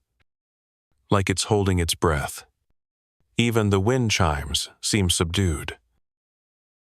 The next day, the matron reassigns Emmy's room. That's how it works. Space must be filled. But before the new girl moves in, the maids pause at the doorway. One of them young. Probably new asks if they should clear the altar shelf. No. Haru says. So they leave it. The fan. The comb. The pearl. A small, defiant shrine to a life that mattered, and in the nights that follow, you sometimes think you see Emmy's reflection in the mirror. Not haunting, just checking in, watching, making sure you remember, because here, in the floating world, the only immortality is memory. And you? You will never forget. It begins, as so many shifts do. With the brush, you sit before the mirror, dipping it into red pigment, outlining lips that aren't quite your own. Your hands move on instinct now, brows, cheeks, lidsole painted into perfection. It's a face people want to see. Not the one you were born with. But tonight, the lines don't land the same way. You keep catching your own eyes in the mirror and thinking, what happens when this face is no longer enough? Because in Yoshiwara, age isn't counted in years. It's measured in silk weight, in calluses, in how well your ankles hide swelling by the 4th hour of a client's visit. And lately, you've started noticing the shift. The matron no longer assigns you the best rooms. Clients ask after the new girl before they ask for you. Your robes are still beautiful, but they feel heavier. You're not old, not by the world's standard. But here, even your prime comes with a sell-by date. May catches you adjusting your collar and says gently, "You've still got time." Oh. She means it kindly, but the implication stings. Time for what? To be desired? To pretend? To pour tea with your wrists bent just so that someone who doesn't know your name can call you lovely and think it matters. Historians say most courtesans were retired by their mid-20s, their bodies worn down by endless performance. The official term was exit from duty, but everyone knew what it really meant. Your value has declined. You're no longer the fantasy. Please fade quietly. Sometimes, retirement came with a small severance, a gift from a loyal client. More often, it was abrupt new. Girls were cheaper, fresher, easier to control. You are encouraged to leave. Find other work. Become a maid. A chaperone. A laundress. If you were lucky, you were allowed to stay nearby. If not, well. The floating world has no space for women who remind it of impermanence. And here's the cruel irony. You spend your whole career pretending to be a timeless flower, only to be discarded like wilted petals. But some don't wait to be pushed. You've seen them leave before the final bow. Tsuki did it last year. Packed her belongings into a single lacquer box, bowed to each room, and walked out the north gate at dawn. She told no one where she was going, just left. Someone said she was seen tending a roadside stand near a pilgrimage route, smiling as she poured sake for travelers. Others take different routes. The bath mistress used to be a high-ranking courtesan. She never speaks of it, but her back bears the faint ghost of tattoos flowers that once twined around her shoulder blades. She scrubs them with rough towels now, like she's trying to erase them completely. You consider these paths as you walk the hallway that night, past rooms where girls giggle and sigh and perform. You stop at the mirror near the stairwell, the one that always warps just slightly at the edges. You see your reflection, the same painted face, but older, smarter, tired. You wonder, what if you left before they asked you to? Later that week, you receive a client who looks at you too long and says, "You must have been breathtaking when you were younger." You smile, pour the tea, finish the performance, but afterward, you walk alone to the back courtyard, where the camellia tree is blooming again. It always blooms around this time, thick and stubborn, petals heavy with perfume. Emmy once said, "Camellias don't drop their petals, they drop whole." A full blossom, falling in silence. That's how you want to go, not piece by piece, not fading. Whole, you begin to prepare, in your own way. You write down all your favorite poetry lines, fold them into slips, tuck them into sleeves, fans, hidden pockets. Leave them behind, like soft echoes. You wash your robes yourself, polish your hairpins, organize your drawer, so the next girl won't have to guess what was yours. And then, one morning, you approach the matron. She looks at you, says nothing for a long while. Then she nods. You'll leave after the Lantern Festival. It's not approval. It's a schedule. In the days that follow, word spreads. Some girls offer quiet congratulations. Others avoid you. Like departure, might be contagious. May hugs you. Rin gives you her lucky comb. Aya slips you a paper crane with a red string tied to its beak. Ume finds you in the corridor, smiles, and hands you a small pouch. For the road, she says. You don't look inside. The night of the Lantern Festival arrives. The house glows with soft fire. The gates open. Music plays. Clients laugh. You dress one last timino for them.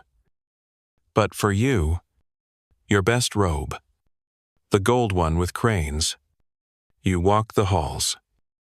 Not to perform, but to remember. You touch every doorway. Whisper goodbye to each stair. Place one final poem on Emmy's altar. Even the brightest lantern, per F aids before the sun rises. Then, before dawn, you step outside the gate. No one stops you. No one looks back, and as you walk toward the morning mist, hair unpinned, lips bare, robes still catching the last of the lantern light, you realize something. You're still whole. You always were. The brothel doesn't stop after you leave. Of course it doesn't. Yoshiwara is a machine, wound tight with ritual and rhythm. And one girl stepping off stage doesn't even cause it to blink. The lanterns stay lit. The drums continue. The makeup brushes keep tracing the same arcs across new faces.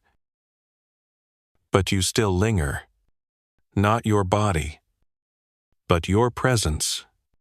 Like steam after a bath. Warm and slowly vanishing. You were there long enough to leave behind patterned scents. Glances. Inside, jokes folded into the corners of dressing tables. They remember you, even if they pretend not to.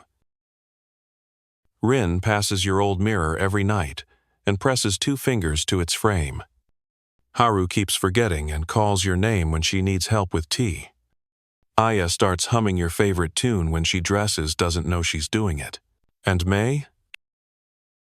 She's found your collection of poetry slips. She keeps them in a box beneath her mat. Reads one aloud each morning before breakfast. Says it makes her feel braver. You are gone. But you are not forgotten. Outside, the world is quieter. The first few days are strange. You wake without bells. You eat when you're hungry. You stretch your legs and realize they're not sore. Your face doesn't carry paint. And your speech doesn't dance in practiced elegance. You are no longer performing. It's disorienting. There's a silence in your bones where routine used to live. And sometimes, in the deep middle of the night, your body still tenses, as if someone might open your door and call you back. But they don't. Because you made it out. You find work at a small shop near the temple selling ink, folding paper, listening to pilgrims ramble about their feet and their sins. It's honest work, humble, but no one expects you to bow a certain way. No one checks your sleeve for hidden fragrance. Your value is not weighed in beauty. One day, a woman comes in with a child. She looks vaguely familiar. Her walk, her eyes. You don't ask. She doesn't offer, but when she pays, she presses a folded note into your palm. A poem, handwritten. A plum tree in the off-season, per S till dreams of blossoms. You don't know what it means exactly, but you understand. Another time, a man visits the shop.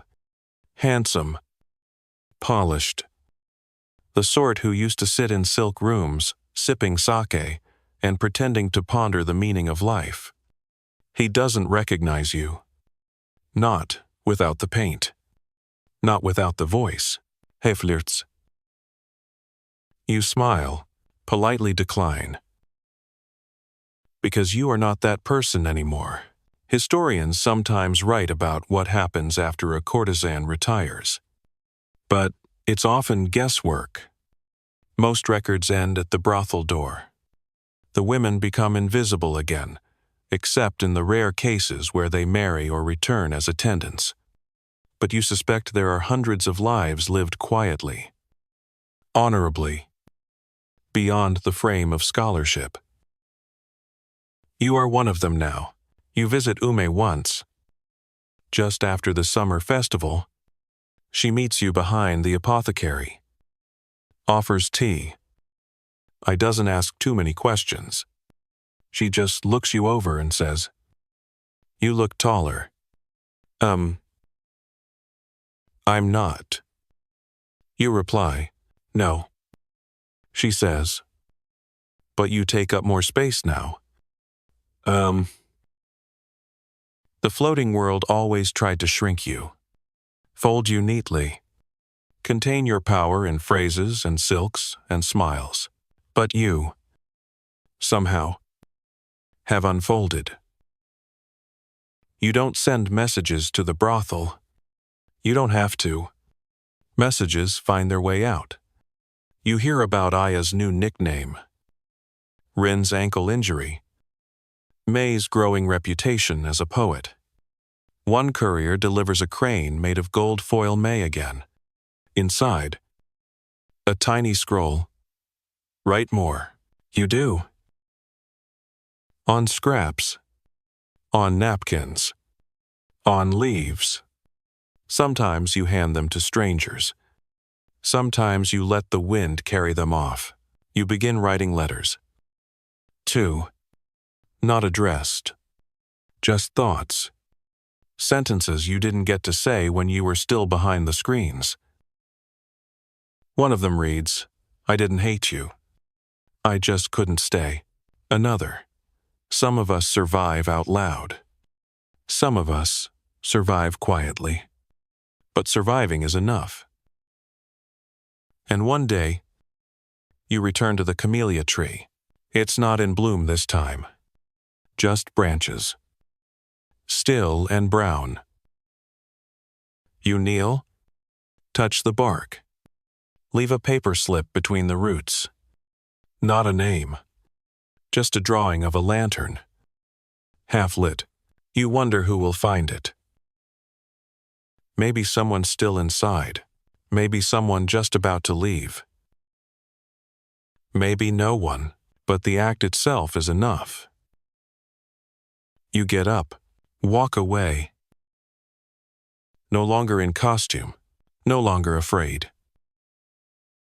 And far behind you, the floating world continues golden, glittering, beautiful, and cruel, but it no longer owns you. The city is changing. You feel it before you see it, like a shift in the weight of the air. The fabric of the world, once thick with incense and ritual, is fraying at the edges. There are whispers of new laws, new rulers, new maps being drawn by men with Western clothes and pens that never stop scratching. Traders flood in from across the sea. Missionaries bring books bound in leather and printed in tight, cold characters. And everyone keeps saying the same word, Meiji. It means enlightened rule, or so they say. Progress. Civilization. A new dawn rising. But for women, like you formerly of the floating world, it feels less like a sunrise and more like being pushed out into the daylight too fast. Like stepping from the calm dark of the brothel's tatami floors into the unblinking sun of public scrutiny. The laws begin to shift. Suddenly, pleasure districts are being reformed. Not banned, of course not, but monitored, regulated, reshaped to suit the image of a modernizing nation desperate to impress the West. The courtesan's art, once celebrated and refined, is being rewritten as shameful. Old houses are closed. Some are moved to smaller quarters. The costumes grow simpler, more subdued. No more 10-pound wigs. No more 20-layered robes. A new aesthetic is emerging, efficient, clean, quiet. You visit the old quarter once. Years after your departure. It's barely recognizable. The lanterns are gone. The air smells less of sandalwood, more of kerosene. Where once the Oiron procession turned heads and drew gasps, now schoolboys walk past and giggle. A drunkard mistakes you for a washerwoman. You don't correct him. May finds you later that week. She different. Hair short. Kimono simple. Eyes tired. They shut down the main house. She says, turned it into a tea parlor. You sit together under a cherry tree in full bloom. The petals fall like snow. Too quickly, May unwraps a rice ball and passes half to you. She smiles faintly. I lasted longer than most. Oh. She tells you Rin married a calligrapher. Aya opened a dress shop near Yokohama, selling Western gowns. Haru went north to care for her brother's children. Ume disappeared altogether, and the matron died in her sleep. Left a will. Shockingly, named 3 girls, divided her silver between them. You're surprised by how much this news moves you. Not grief. Exactly. More like the closing of a book you weren't sure you were still reading. Historians often frame the Meiji era as a triumph of progress railways. Schools. Industry. But those same books barely mention what became of the women whose entire identities were tied to a world now considered embarrassing. Yoshiwara wasn't destroyed. It was overwritten, like a scroll painted over with newer ink. The old words still visible beneath, if you tilt it just right. You and May visit the Temple of Jizo again. The statues are still there, still dressed in red bibs, though the offerings now include boxed sweets and imported candies. A few even have little boots instead of sandals. You light incense. May places a folded paper on one statue, another poem. Probably. You don't ask. Do you think we're free now? She asks. You pose. I think we're no longer owned. Oh, is that the same thing? You don't know. Because with freedom came something else. Invisibility. Before, at least, you were seen. Now, you're expected to vanish. Reinvent. Assimilate. Be modern. Be quiet. But some girls refuse. In a small neighborhood near the river, you hear about a woman who runs a storytelling club. She used to be a courtesan. Now, she teaches girls to recite tales of old lovers, lost cities, moonlit betrayals. Clients come not for flesh but for words. Some laugh. Some cry. Some return just to listen again. Elsewhere, a former geisha has begun publishing her memoirs under a false name. The writing is careful, veiled, but between the lines, you can hear the truth. The small rebellions, the quiet power. Historians still argue whether this era gave women more freedom or simply restructured their cages. Education was expanded. Yes, but so were expectations. Marriage became less of a purchase and more of a duty. Motherhood was glorified. Modesty enforced. The courtesan, once central to art and poetry, was now a relic of shame. And yet, the stories remain. You begin writing.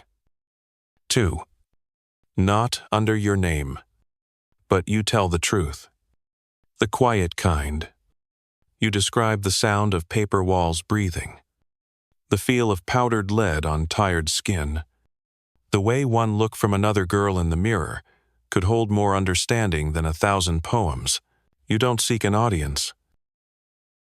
But sometimes, people find your work and say, "I didn't know it was like that." Oh, and you think. Now you do. You visit the tea parlor that used to be your brothel. It's light inside, airy. Students drink weak green tea and giggle over textbooks. The floor is still the same. You know exactly which board creaks. You step over it out of habit. In the corner, a painting hangs on abstract pattern of fans and falling petals. A strange choice for a parlor. But you recognize it. You helped embroider that fan once, when you were still learning to stitch. You smile. No one notices. But that's okay, because maybe you don't need to be remembered as a face or a name. Maybe the art is enough. Maybe the echo is enough. You walk out into the bright Meiji morning, still whole. Still here. You return to the old quarter one last time. Not for nostalgia. Not for sadness. Just to see what's left. The streets are narrower than you remember probably. They were always this narrow. But you're taller now, both in spirit and spine. The buildings are different too. Some are still standing but wear new signs. Western lettering. Iron balconies. Electric lights, where once lanterns glowed and laughter echoed behind sliding doors. Now, there's the buzz of trams and chatter about factory wages. No one here remembers your name. Not even the gate.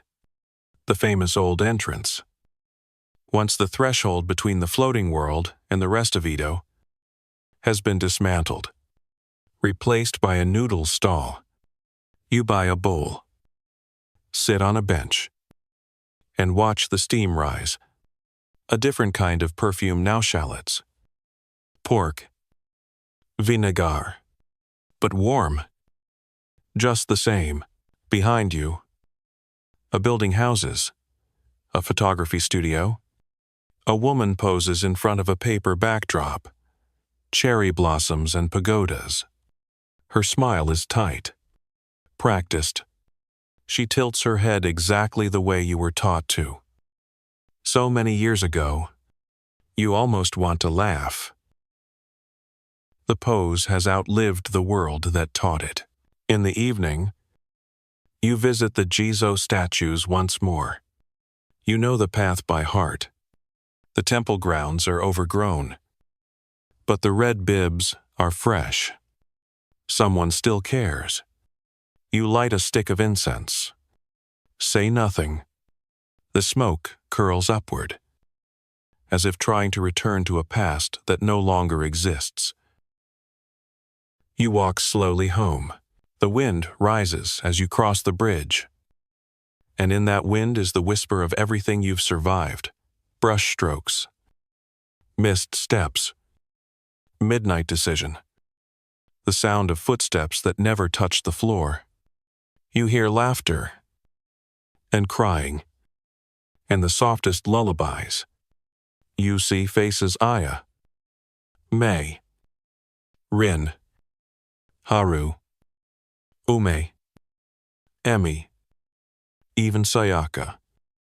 Real or imagined. You see the girls who vanished, the babies who never cried, the women who stayed, and the ones who fled with no footprints left behind. You see yourself, at 16, terrified and determined, stepping into the brothel for the first time. You want to reach through time? Hold her hand. Tell her she will be more than this, because you are. You are more than the paint, the robes, the rituals. You are more than a ledger line or a paper crane. You are a woman who lived in a world that asked her to be silent and beautiful and obedient, and you did all of that, and still walked away with your name tucked deep inside your chest. You never lost it. You kept it safe, somewhere, in the modern streets of this changing city. A hostess flirts behind a sleek glass bar, her laughter echoing the same patterns you once performed. Somewhere else, a woman runs her fingers through her child's hair, humming an old lullaby you remember from your brothel days. The floating world may be gone, but it didn't disappear. It transformed. Like you step into your quiet room. It smells of tea and paper and time. You sit. You write. Not for an audience. Not for approval. Just to remember. And to remind. Because someone will find these words one day and say, I didn't know it was like that. Oh, and now they will. You take a breath, long, deep, free. You are not a courtesan anymore. You are a whole person. And you survived. So now, as the lights fade and the city sleeps beneath its paper lantern dreams, let's let our breathing slow. You've made it all the way to the end. Through silken corridors and whispered prayers. Through incense smoke and moonlit secrets. The floating world may have asked for everything from its women. But tonight, it gives something back. Silence. Stillness. The right to rest.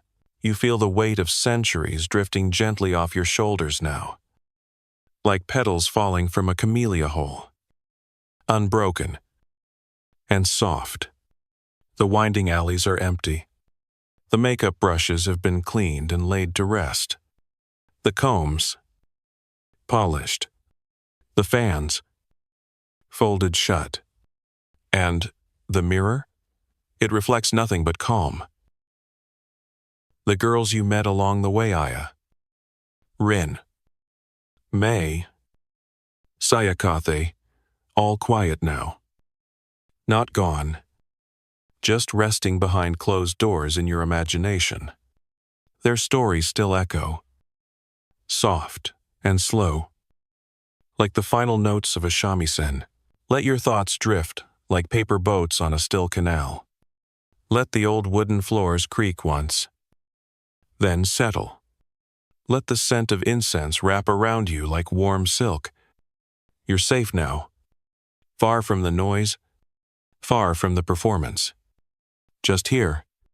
Just still. No one needs anything from you right now. No one is watching.